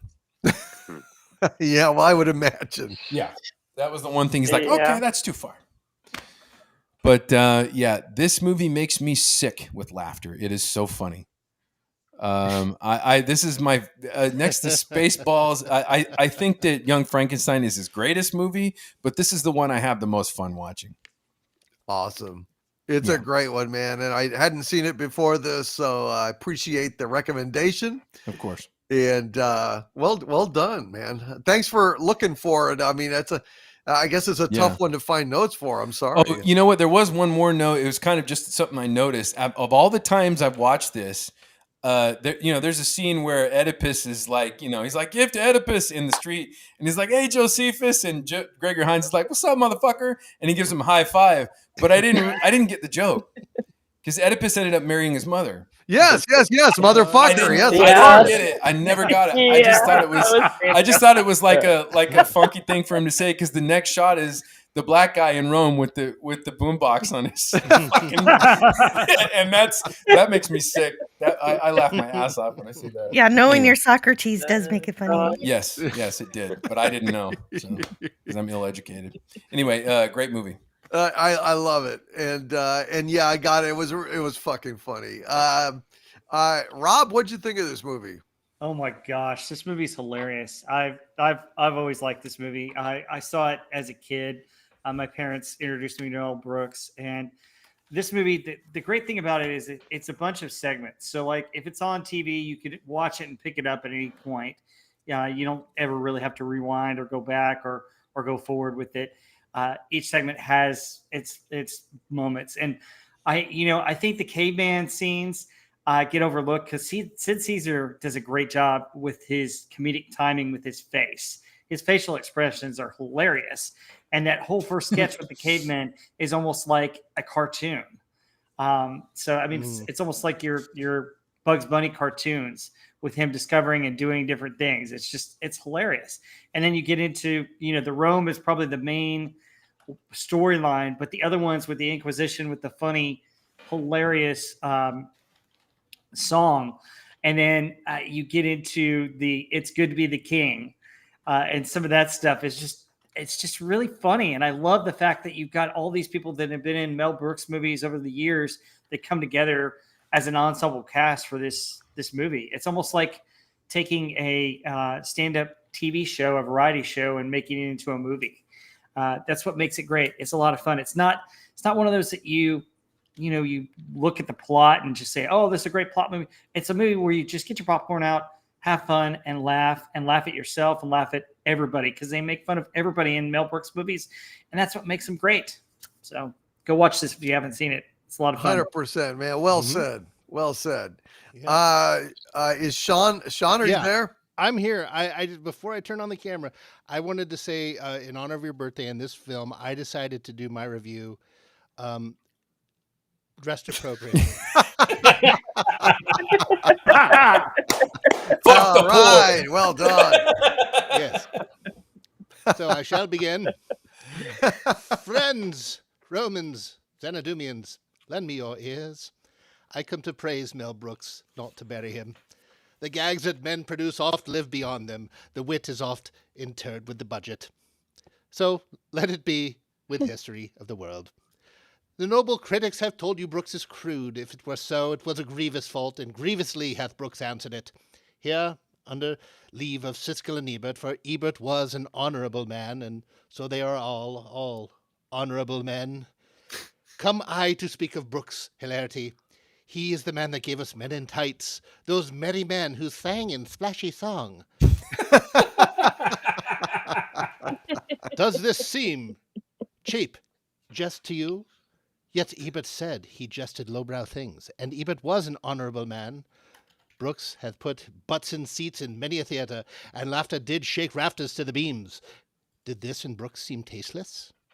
When slaves escaped with jazz hands high, in perfect tune and slapstick stride, ambition should be made of sterner stuff. Yet critics said he played the fool too oft, and critics, they are honourable men, except for Grace Randolph. You did all love Blazing Saddles once, not without cause, so what cause withholds you then to cheer him now? O judgment! Thou art fled from stereo film reels, and men have lost their mirth. But bear with me, my heart is in the theatre there with Brooks, and I must pause till it come back to me. And there you go. Well said. Well Wow. done. Sean Carter, ladies and gentlemen. That was outstanding. Sean, way to go, man. Impressive. Thank you. This was a prop my dad got off of some movie, and I've just had it with me for years. Probably this movie. It could have been. It's still this old feather. Chemist, I'm looking for a pack of Trojans. Gee, I just ran out. Oh man, yeah, I gotta get that thing. Hey, Who knew Shaw was a lesbian? Thespian. There you go. Anyway, I hope you guys enjoyed that horrible Shakespearean rendition. It was excellent, my friend. Excellent. Xanadoom is pleased. Well done. Let me see. Hold on. Let me fix this here. Okay. Heather L. What did you think of this movie? I love this movie. Actually have a copy. I remember the first time I saw it, I was pretty young, just kind of sneaking watching the HBO late at night and just laughing my ass off at it. I love the part with Gregory Hines when they test him out to be the eunuch. He looks on his, he's like trying so hard. Like that part just has me like crying laughing of the whole thing. It's just like that poor guy. He's trying so hard to just keep a straight face, but it just doesn't work.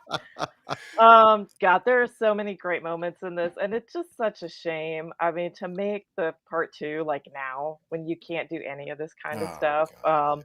But it's fantastic, and I love how they work in kind of newer modern stuff like the ghetto blaster in there, and how they're rolling the joint, and then they have the giant joint like, trying to lose the guys and Wacky Weenus. mighty.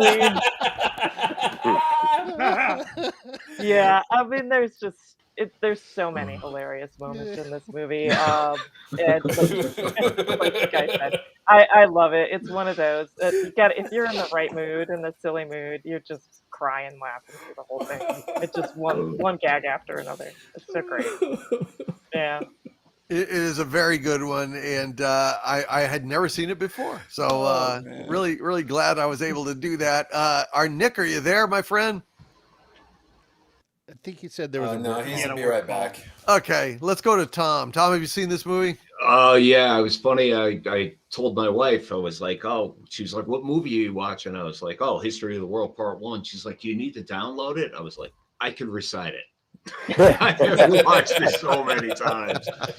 And it's amazing, and it never loses any of it. It stands up. And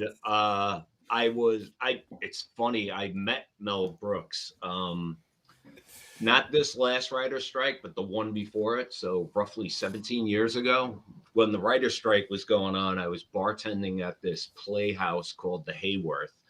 And apparently one of his friends put on a play, and then they would come upstairs and have drink hour afterwards or whatever. And I was bartending, just throwing out wine and all the silly stuff. And, you know, so the mob comes in after the play lets out. Then I'm throwing out drinks, and then I turn around, and it's Mel Brooks. And I go, holy shit, you're Mel Brooks. And he goes, yes, I am. And then he just wanted a bottle of water. So I was like, here you go, sir. And he was off. That's my whole fucking Mel Brooks story. Oh, you know, every second of this movie is hilarious when they're just doing slow pans to establish the environment. And it's like, plumbing, suck the shit right out of your house. And there's a million of those little scenes. Occupation, gladiator. Did you kill today? No. Did you try to kill today? Yes. And the fact that, you know, I mean, listen, everybody's right now is thinking of little moments and breaking out in laughter, just in nothing related to what I'm talking about. They're remembering when the very onset when the Space Odyssey gets stolen for chimps masturbating.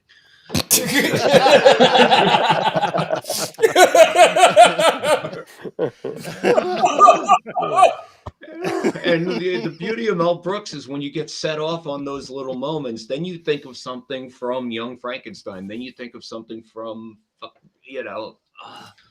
Spaceballs, and that makes you think of the meme from that actor that says, I haven't worked since I said I ain't found shit. Yeah. Hey, whatever. He's in Hollywood and he covered his ass and he made a woke version and whatever. He's still Mel Brooks. I give him certain people, I'll give a pass. If Jack Nicholson decides he's woke tomorrow, I'll give him a pass and just ignore the new stuff, and the same applies to Mel Brooks because, I mean, even though I didn't need to watch it yesterday, I watched it yesterday and I could have recited the entire thing and I enjoyed every minute of it. So whoever's suggestion this was, you hit it out of the park. Outstanding. Yep. I think they did. Jill, what'd you think? Have you seen this? Sure, yeah, I watched it today. Also, well, I think I saw some of it before because I do remember from when I was a kid seeing the Ten Commandments being broken. That stood out to me. It's just a funny thing, just like Tom just said. Funny thing, one after the other things. Well, and at the same time, of course, it's not completely accurate as joked earlier, but people did use marijuana along with opium in ancient Rome. So even the most ridiculous looking things in the movie, giant joint to stop the Romans, has grains of truth. And so the humor, it gets the humor right. And it's I didn't know Gregory Hines was just starting out here because he did a really great job. It's his first movie. Cool. Yeah, as Very cool as it first would have movie. been. Yeah. Yeah, so this got him started. That's pretty awesome. As cool as Richard Pryor would have been, this is great. I'm glad he got this. But I was disappointed because I'm always looking for Star Trek actors in the movie. There were none here, but I was determined to find something, and I did. So that wonderful scene at the end with the Jews in space. The Jews in space. Well, apparently that uses background sequence from V'ger from the set of Star Trek: The Motion Picture. So there's a little Star Trek in there. Cool. The models were built by Greg Jean as well, who worked on all the Star Trek movies. Get one. Yes. Nice. Awesome. And this is great. This was great. So it did end with the Deus Ex Machina, but this time, so did the Doctor Who episode, but that was terrible. And the reason this was better was this time you were too busy laughing, having a fun time, that you didn't mind that a miracle occurred and they just broke through the fourth wall. They didn't apologize about it. Right. I think the best part about the Ten Commandments breaking, it's not the commandments, it's him. He's like, oi. His face, the look on his face when it happened. 10. When the fucking Jewish guys are going in the pool, and then the one, like, a bubble comes out of his mouth, and it pops, and it's like, oi!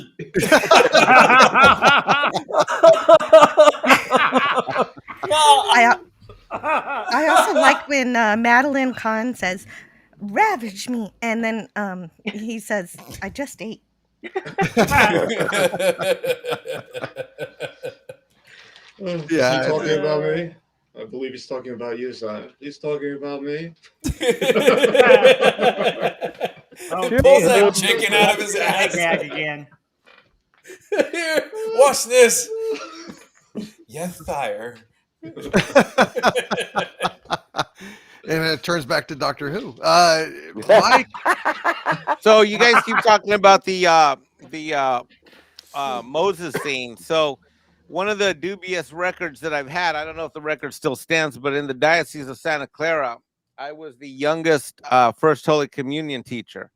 And so I taught First Holy Communion for years, way back in the day. So my opening gimmick at the first class that I would do, because there were always, there was 2 sessions a year at St. Maria Goretti Parish, where I was, I got a special dispensation to be able to teach, even though it wasn't even, I mean, this was when I was in high school, I was teaching. And so my opening gimmick for the first class is that I had these styrofoam tablets, 3 of them, and I always dropped one, and the class just was like, and they just roared. I did that for years. And it was one of the best things that's ever happened. I mean, it was just just watching the kids, because they're all little, right? And just watching them react, because some of them are like, I thought they were 10, and I love this movie. The whole movie's quotable. I personally, I don't even know how many times I've seen this. I've probably seen this more than I've even seen The Matrix. I think I've seen that 100 times. Wow. I mean, I've just watched this movie over and over and over and over again. I think actually the comedy holds up, don't you? Yeah, I think so. Yeah, I think it's it's really dated. And I love all these old comedians, man. I mean, B. Arthur, I love all of them. Sid Caesar, I love all of these guys. I was just the other night, I was up late working. It was 1 a.m. And I even put on some of those old 70s roast shows, just put them on in the background. Yeah. That's when comedy was comedy, when society had a pure sense of itself. And, you could laugh at the little quirks of what was then, an American culture that unified us. And, when we weren't so politically divided. Anyway, go watch this film. It's an absolute hoot. And, when you watch that, when you get to that part of the Old Testament and he comes out of the back, thinking Mexican Iron Man, because I dressed up Doomcock, like I wore like a toga robe the whole 9 yards. Like I dressed up. I did this it was my running gag for years. So, and the kids just lost it. They lost it. They loved it. Well, some of them would have the reaction. They're like, they would think like, were they 15? Are they 10? So yeah, good stuff. So thank you, Mel Brooks, because you made First Holy Communion class pretty enjoyable for a lot of little Catholic kids back when I used to teach that stuff. Absolutely. Andy, what do you think of this movie? Well, you guys are going to be a little bit jealous because I got to see this at the perfect time of my life. Because when you're 14, 15 years old, what's better than stupid humor and beautiful women? And all of these ladies in the Vestal Virgin scene, they're all Playboy playmates. Like this young lady right here is Lisa Welsh, who was September 1980, and to this day is the reason why my right hand has incredible grip strength.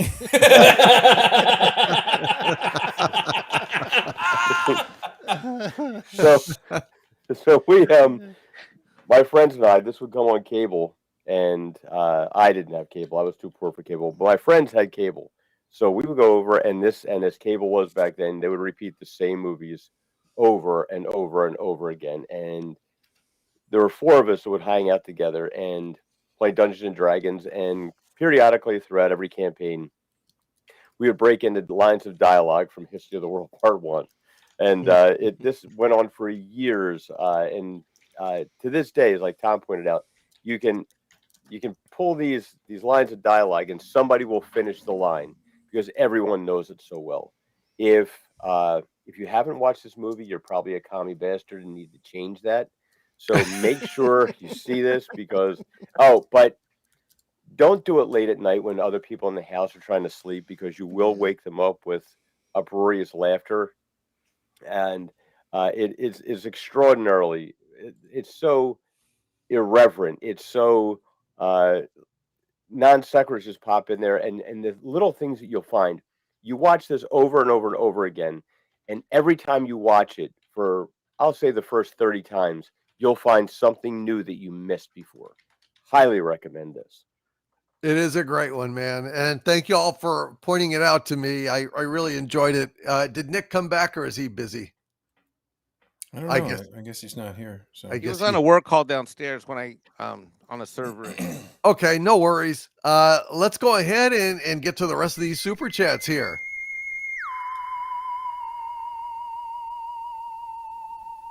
Super chat, come on, Paul.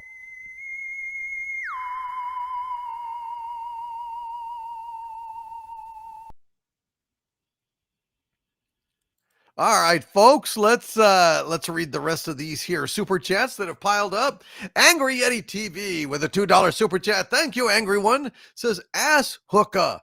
Still my favorite show. I never watched. Well, lucky you, man. I watched too much of Ass Hookah. It was a pile of shitta. It was it was really... Ass Hookah. Yes. Ass Hookah. It was. That is a good one. Walter Tomaszewski with a $1.99 super chat. Thank you, Walter. Says DC, my cats think you should listen. DJ meow. Hail to you, Walter Tomaszewski, and hail to your two kitties. They're always welcome here on the show. Thank you, my friend. Beardshire with a $5 super chat. Thank you, Beardshire. Says, is Superman Noir on anyone's radar? Spider-Man. Actually, it's not been on mine. Is it on yours, Andy? Yeah, Spider-Man Noir. So they did an element of this in that Into the Spider-Verse animated thing, and Nicolas Cage did the voice on it. And if you haven't seen the trailer for the Spider-Man Noir, I highly recommend it. It looks really, really good. It's kind of like that, got that Sin City vibe. It's all black and white, very noir. I think you're really going to dig it, Doomcock, because you love that kind of era. Yeah. Definitely check out the trailer if you haven't seen it. And Nicolas Cage is the character, right? Yes, and it does it live action too. It looks like they did a little bit of de-aging on him, which is good because I mean most of it's going to be CGI stuff because because he's Spider-Man. And they do a whole lot with the eyes and the costume. It's all black and white. It looks amazing. Mm-hmm. Cool. Well, shit. I'll look forward to seeing that then. It was not on my radar before, but it is now. Thanks a lot for that super chat, my friend, and thanks for bringing that up. Beardshire, hail to you. Casey's Creepy Creations, thank you for gifting 5 Overlord DVD memberships to this channel again, my friend, and Mr. House Party 6. We really appreciate the 5 Overlord DVD memberships you gifted us as well. 16 new members total tonight, folks, which is absolutely wonderful. Thank you all so very, very much. Michael Beacom. Hail to you, Michael, with a $20 super chat. Much appreciated, my brother. He says, Overlord DVD, Sean Carter, Mexican Iron Man, question for the panel. We are doing Shawshank Redemption movie event Saturday with actor Bob Gunton, a.k.a. Warden Norton. Would you like me to ask him about any of his films? That's very interesting. So you're doing a Shawshank Redemption movie. Any of you guys have anything that you would like Michael to ask Bob Gunton, Warden Norton? Do. Go ahead. I want him to ask him why did he fire on that Kardashian ship? That's a good question. No, Apparently, but I did like his role in Ghostbusters Afterlife. That was really cool because he was the stand-in for Egon. That's what I was going to say. Very cool. Very cool. So that's a good question. Michael, if you could do that, that would be much appreciated, my friend. And the Comic Relief Crusader has been a channel member of mine for 23 months at the Doomentide level. Thank you, CRC. He says, happy birthday, Doomcock. Hope you're enjoying the movie matinees I sent. Fun movies to not blow up the earth. Well, I have not opened my presents yet that y'all sent me because I'm a good boy and I wait till my actual birthday. But I will send you thanks, all of you who sent me presents once I open them, which will be tomorrow. hopefully tomorrow will be a good day. I'm going to stay up late to work on a video, so then maybe I can actually take tomorrow off, which would be a rare occurrence. I would like that though. That would be nice. But then that means I have to stay up in the wee small hours of the morning to get it done. But such is my lot in life. SFX F314 Sabertooth Raptor with a $5 super chat. Hail to you, my friend. He says, happy birthday, Overlord DVD. Mine is on the 27th of this month. Well, happy pre-birthday, SFX F314 Sabertooth Raptor. Thank you, sir, for the wishes, and happy birthday to a fellow Taurus. Well done, sir. Hail to you. Swift -1 with a $2 super chat. Thank you. Oh, Swift -1 says, suppose they think Rogue One is the real season finale. Yeah, I think that's what they think, but fuck, they really needed to space out the episodes better. They needed to engineer a separate climax from Rogue One and not just kind of peter out on their way to fucking Rogue One. Really, episode 12 was a huge letdown. They really fucked the pooch on that. And it left a bad taste in my mouth. You stay up and watch all this shit, and then it's you watch the last episode, and the last episode is it's just a fucking you lost on the fucking Price is Right. Thanks a lot. Really, thanks a lot. Jesus, really fucked that up. Let's see. Sigvaldason, the high priest of the cult of Harvey, has been a channel member for 28 months at the Dumentite level. Hail to you, Sigvaldason. He says, that Star Wars girl said this week that Andor was just the story from Les Miserables. Praise to our eldritch god, Harvey Cthulhu. Free him to free us. Well, I've got Les Miserables was actually sent to me. I've got it on disc. I have not had a chance to watch it yet, and I have never seen it. I don't know, I haven't read the story. I don't know. I know jack shit about Les Miserables, so I couldn't possibly comment. I don't know if it is or not. Any of you guys ever seen Les Miserables? And yep, I thought it was called Les Miserables. Yeah, Les Miserables. That's it. I 100% agree with Anna's assessment. But really, I haven't seen 10, 11, and 12, but through 9 for sure. I haven't seen it. I don't think so. I saw Les Mis on Broadway, and it was like, do you think you guys could have made it longer? There's two intermissions, for a guy who doesn't like musical theater, I can deal with Wicked, but 2 intermissions and the story of the French student revolution, like it's not even the French Revolution, it's some student revolution that was crushed in 48 hours. It's just anyway, so well, it was the first Broadway musical in real time. Yeah. Oh yeah, pretty much. Lasted 48 minutes. What do you want? They gave you your money's worth. What are you complaining about? Oi! Oi! Oi! Hemorrhoid Hurts with a $2 Australian super chat. Thank you, Hemorrhoid Hurts. Says, contribution to help feed Harvey. Dr. Shit is dead. Yeah, Dr. Shit is dead, and that's well said. Thank you, though, for the contribution to help feed Harvey. Hemorrhoid Hurts. And by the way, I have this new Swami Harvey Ding Dong gig, and for any of you ladies out there with sexual addiction problems, come to my ashram, and I will absolutely teach you the ways of the Tao and Zen, and it'll only cost you a modest fee. So come on down, ladies. Ashram is open. All right. I made it. He wanted to do that plug. I don't know what I can say.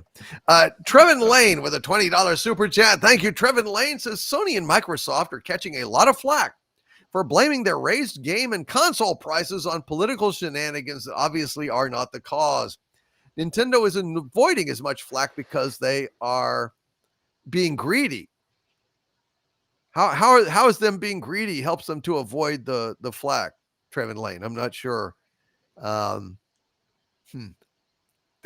Maybe you can explain in the chat, brother, but I thank you for being a producer tonight on Pop Culture Breakdown with all of your many kind contributions and generosity. Trevin Lane, God bless you, my friend, and thank you for being here. Yeah, all prices are going up. It really sucks. It really fucking sucks.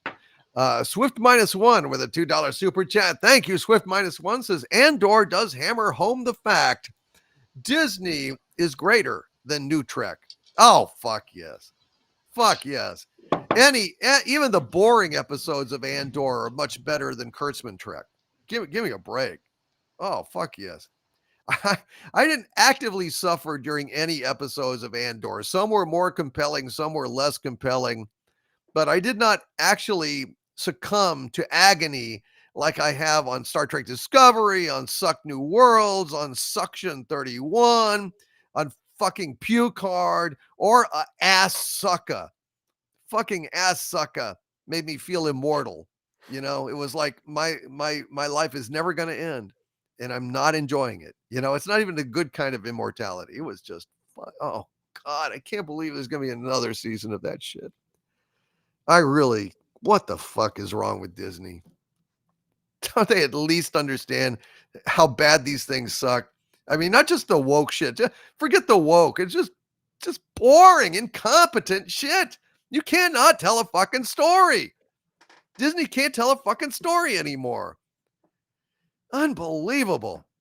Even Andor, which is the best they can do, peters out at the end.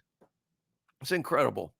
Angry Yeti TV with a $5 super chat. Thank you, oh angry one. Says, speaking of films in Texas, I toured the studios at Las Colinas as a kid. It is still one of my most memorable experiences. Interesting. I did not know that there were studios out at Las Colinas. Interesting. Hail to you, Angry Yeti TV. I'm glad that was a good experience for you. And your Muslim uncle has been a channel member for 50 months, and he says, the stars at night are big and bright, deep in the heart of Texas. Hail to you, your Muslim uncle. You're right, sir. And your Muslim uncle with a $4.99 super chat. Thank you. Your Muslim uncle says, happy birthday, DC. Thanks for all the fun and entertainment throughout the years. Good health and long life, peace and blessings from Sheikh. Thank you, your Muslim uncle. And much love to Sufi mom as well. Hope you will give her a hug for me. Thank you, your Muslim uncle. And Summer Horse with a $5 super chat. Thank you, Summer Horses. Happy birthday, Doomcock. I hope there are many, many more. Thank you for your entertainment every week. You are most welcome, Summer Horse. Thank you for listening every week. I really appreciate that. As I appreciate every one of you out there in the chat. You guys are absolutely awesome. And Summer Horse has been a long-time member of our community, and I hope to see you on Friday, Summer Horse. SHS Rebels 08 with a $10.69 super chat. Thank you, SHS Rebels 08. Says, happy early birthday, Lord Doomcock. Have a great day tomorrow.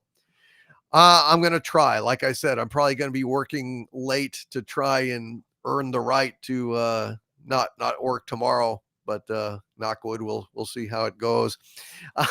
Nemesis of Eden has renewed their channel membership at the Doomentite level. Hail to you, Nemesis of Eden. We really appreciate that. 16 new members tonight. That is wonderful. And Nemesis of Eden with a $5 Canadian super chat as well. Another one. Thank you, Nemesis of Eden. Says, happy birthday, Doomcock. I hope it's been as awesome as you are. You beautiful being. Thank you for everything that you do. Thank you, Nemesis of Eden. You're an ally of mine, even if you're a Nemesis of Eden. And it means a lot to me. Thank you so very, very much. TLJ Screwjob has been a channel member for 32 months now. Thank you, TLJ Screwjob. Says, happy birthday, my liege. Mine is the 22nd. Wow, lots of Tauruses here. That is fantastic. Thank you, TLJ Screwjob, and hail to you, my friend. And happy birthday. Mark D with a C with $5 super chat. Thank you, Mark D with a C. Says, happy birthday, DC. Hope you have a fantastic day tomorrow. Yeah, me too. Knock wood. You know, I sure could use a fantastic day tomorrow. I hope it'll work out that way. Thank you, Mark D with a C. And Trevin Lane, producer on tonight's Pop Culture Breakdown with a $5 super chat. Thank you, Trevin. Says, Nintendo is getting less flack because they're being honest. They're still getting flack for the Switch 2 debacle, but are avoiding the worst of it. So Sony and all those assholes are raising their prices and claiming it's for this reason or that reason. Nintendo's saying, we're raising our prices just because we're greedy fucks. Well, All right, good on them. That's fair enough. Yeah. Well, hell, and Nick, anything to say about History of the World Part 1 before we go around and say goodnight to everybody? Yeah, this movie was packed with so many laugh out loud moments. I thought the parodies were super, super clever. And I really thought it showed like the fearless style filmmaking that Mel Brooks has. So much of what he did in this movie and so many of his other movies, you couldn't get away with it today. That's true. No way. The skits were hit or miss for me, but for the most part, I liked all of them. The humor in it was very bold, and I heard so many quotable lines in this. I can see why it's a cult classic. Like my favorite one was during the Spanish Inquisition scene. Where he's like, "You look like the piss boy, and you look like a bucket of shit." But yeah, it was. Mel Brooks is freaking great. But so last week when we were talking about this, I heard several of you guys saying that like the part 2 one really isn't as good as this first one. Is the part 2 even worth watching? No. It's okay. woke. Gotcha. All It's right. garbage. It's woke. Okay. All right. Well, I'm gonna just stop with just this one. Then I'm not even gonna waste my time on the second one. Don't get saucy with me, Bernays.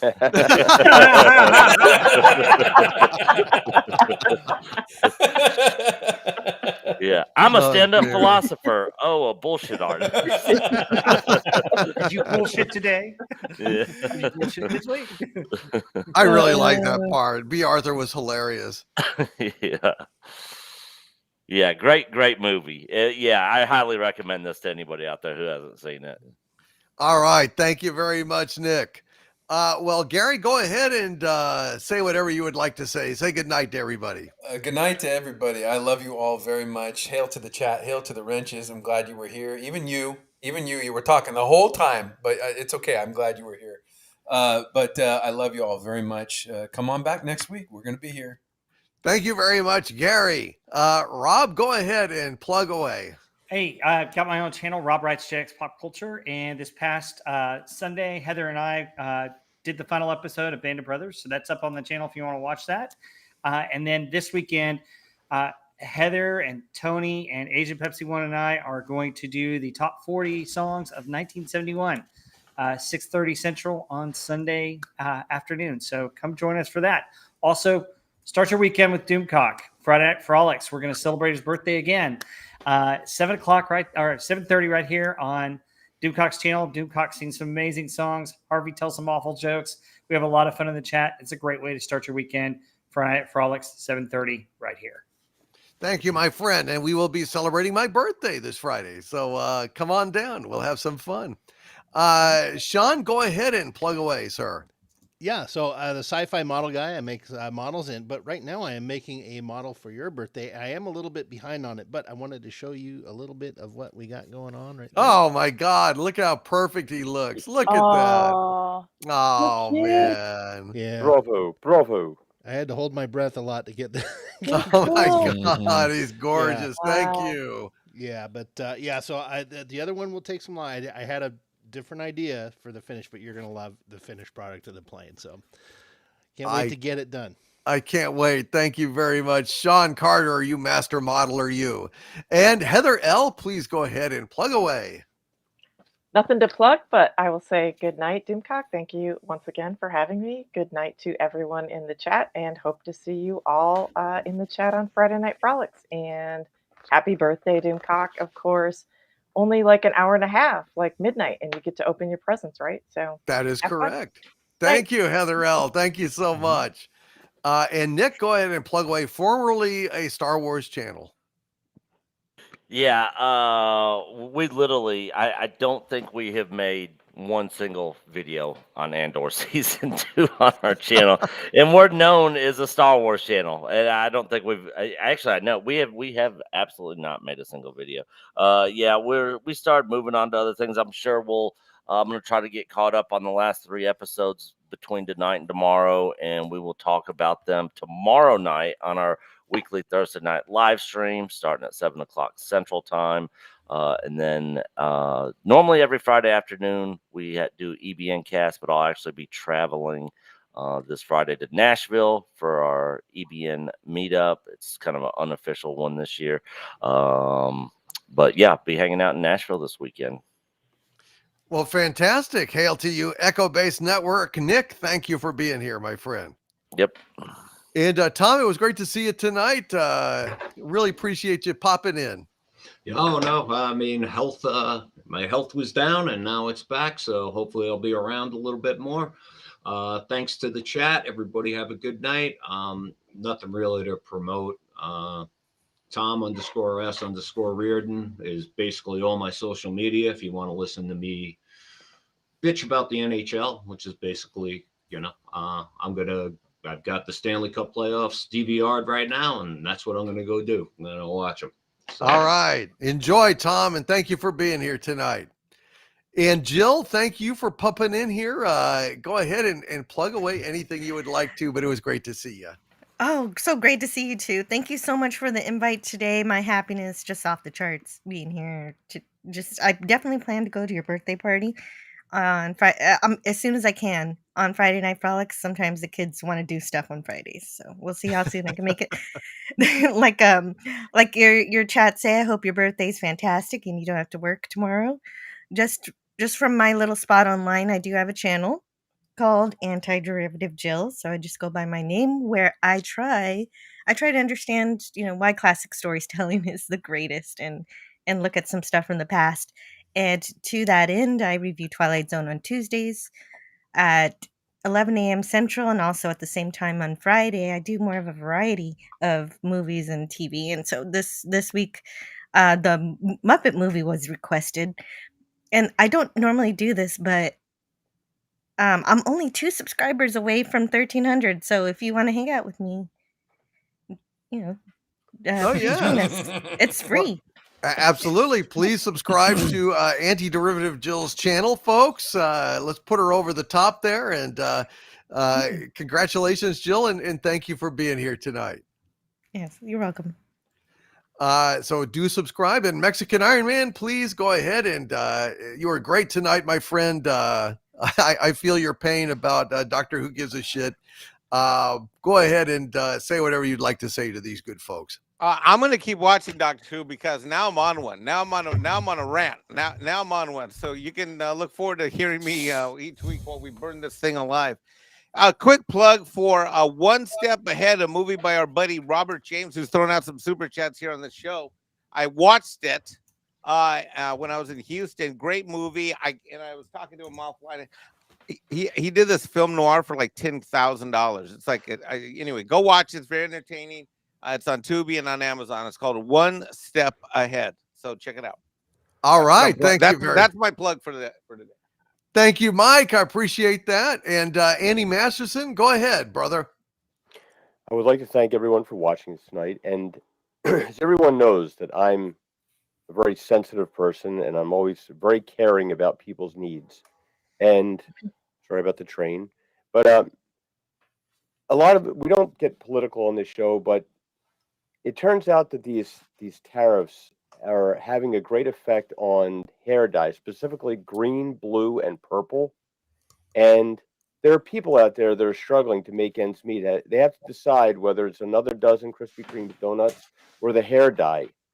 So we're going to start a GoFundMe for them to get the hair dye that they so desperately need to do their cheerleading for all of these television shows that we hate. But thank you, and we will see you guys next week. Happy birthday, Doomcock. Thank you very much, Andy Masterson. And I want to thank Nicholas Horton at Justice for Rebecca Edgerunners for a 3-pound super sticker of Bushiba smiling and waving bye-bye. Thank you, Nicholas. Hope to see you on Friday, my friend. But we really appreciate you being here tonight. Appreciate all of you showing up tonight, my friends. Hope you had a good time. I think it was a great show, and I think y'all made it even better. From the center of the earth, this is Dictor Van Doomcock and my panel of pop culture pundits bidding you all, my friends, stay angry and hope to see you on Friday. Good night, everyone.